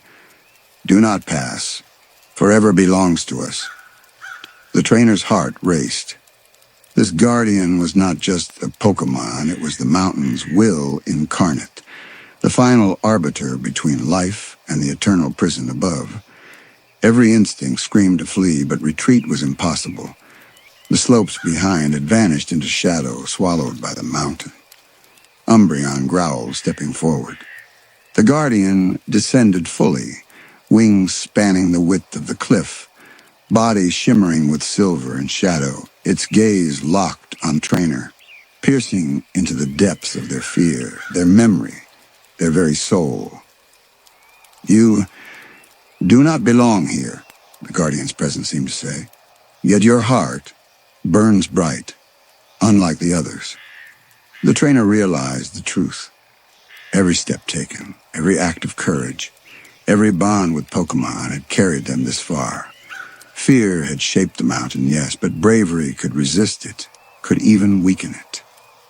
Suddenly, the ground cracked. Shadows surged upward from the cliffs like living darkness, reaching for them. Each shadow was the shape of a fallen Trainer, distorted, screaming, clawing, whispering for release. The Trainer summoned every ounce of willpower, refusing to falter. Umbreon lunged, claws slashing through shadows, fangs snapping. Together they pushed forward, navigating the jagged slope, every step a battle against the mountain itself. The Guardian followed, each beat of its wings shaking the earth, each gaze threatening to shatter courage. Then the peak came into view, a plateau of ice and black stone, where the wind howled like lost souls, and the air shimmered with the silver-red light that had haunted the chambers below. In the center, a single crystal spire rose, taller than any structure the Trainer had ever seen, pulsing with a light that seemed to contain countless trapped memories.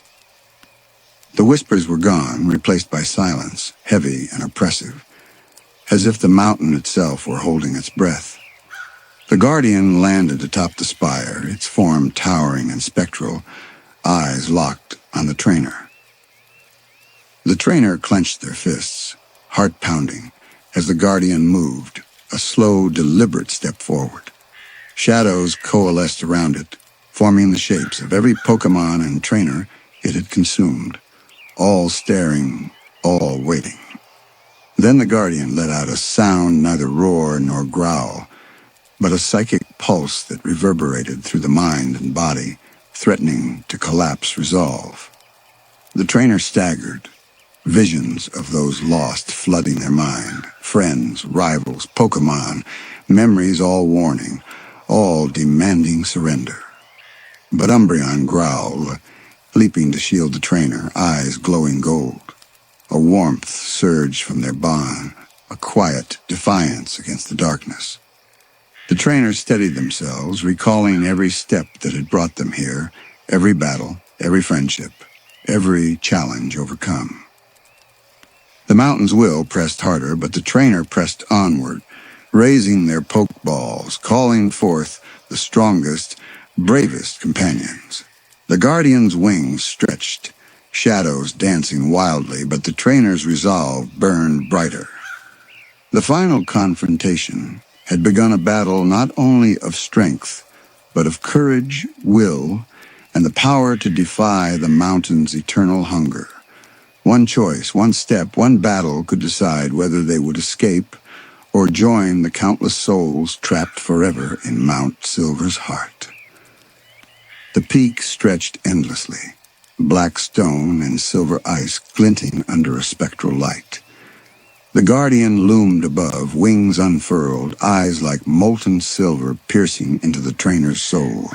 Shadows from the mountain swirled violently around them, each one a distorted figure of a fallen Trainer or Pokémon, whispering, screaming, pleading. The air felt alive, pressing against every breath, every thought. The mountain's will pulsed, a heartbeat that could crush courage with a single thrum. The crystal spire at the center of the plateau glowed violently, containing countless trapped souls, memories twisted and frozen in time. The Guardian's gaze locked on the Trainer. No words were spoken, but a psychic voice filled their mind. Choose surrender or defy. Eternity awaits. Umbreon stepped forward, growling, golden eyes glowing fiercely. The trainer clenched their fists, calling upon every Pokémon companion. They remembered the journeys, the battles, the bonds forged through fire, ice, and storm. Fear clawed at their mind, but courage blazed brighter, a light against the mountains, suffocating darkness. Shadows surged, reaching, clawing, trying to pull them into the crystal spire. The trainer's Pokémon leapt, striking with determination and strength, carving a path through the endless night. Every step forward was agony, a battle not just with creatures, but with the mountain itself. The Guardian descended to the plateau, wings creating a storm of shadow and silver light. Its psychic presence assaulted the mind, showing visions of failure, despair, and the futility of resistance. Yet the trainer's heart did not waver.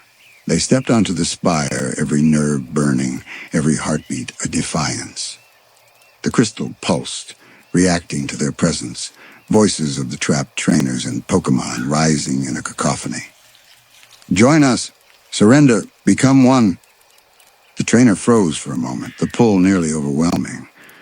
But a flash of memory struck laughter shared with friends, the loyalty of their Pokémon, the victories against impossible odds. They realized the truth. The mountain's power fed on fear, not courage. It thrived on surrender, not defiance. Umbreon leapt, striking the Guardian with a concentrated burst of light and shadow. Other Pokémon joined, a coordinated assault of bravery and determination. The Guardian roared, a sound that shattered the plateau, echoing through the mountain, but it was met with unyielding courage. The crystal spire cracked, its glow dimming. Within, the trapped souls flickered, some smiling faintly, some reaching out in silent gratitude. The mountain shivered, its heartbeat faltering. Shadows screamed, dissolving into nothingness, and the silver-red light began to fade. The Guardian, wounded but still formidable, gazed at the trainer. A psychic command vibrated in the air. Choose, leave, or remain. The trainer took a deep breath, hand on Umbreon's head, heart steady. With a final, defiant step, they moved forward, not into the crystal, not surrendering, but climbing past it, leaving behind the mountain's grasp. The Guardian hesitated, then slowly receded, wings folding, as if acknowledging the rare defiance it had never before encountered. The shadows dissolved completely, the whispers silenced. The peaks of spectral light dimmed to the natural glow of dawn breaking over Mount Silver. The path downward appeared, rugged but real, leading back to the world of the living. The trainer exhaled, knees trembling, Umbreon at their side. The mountain seemed to sigh, ancient and patient. But it had been denied this time. They had survived. They had resisted. They had chosen courage over despair. As they descended, the memory of the Guardian and the crystal spire lingered. A reminder that some mountains are more than stone and snow. They are living trials, consuming fear and feeding on the lost. And somewhere deep in the heart of Mount Silver, the whispers wait, patient and eternal, for the next brave soul who dares to climb. The trainer emerged at last into the sunlight, breathing air that felt sweeter than any they had known. Umbreon shook off the lingering shadows, tail flicking, eyes bright. The world outside the mountain had never seemed so alive, so real, so full of possibility. Mount Silver stood behind them, silent, majestic, and hungry still a mountain of legends, nightmares, and courage. The trainer had survived, but the story of those who did not would remain, whispered in the winds, etched in crystal, living forever in the heart of the mountain. And somewhere deep within, the Guardian watches, waiting, as it always does, for the next heartbeat brave enough to challenge Mount Silver. as the shadows fade and the mountain's whispers grow quiet for the night.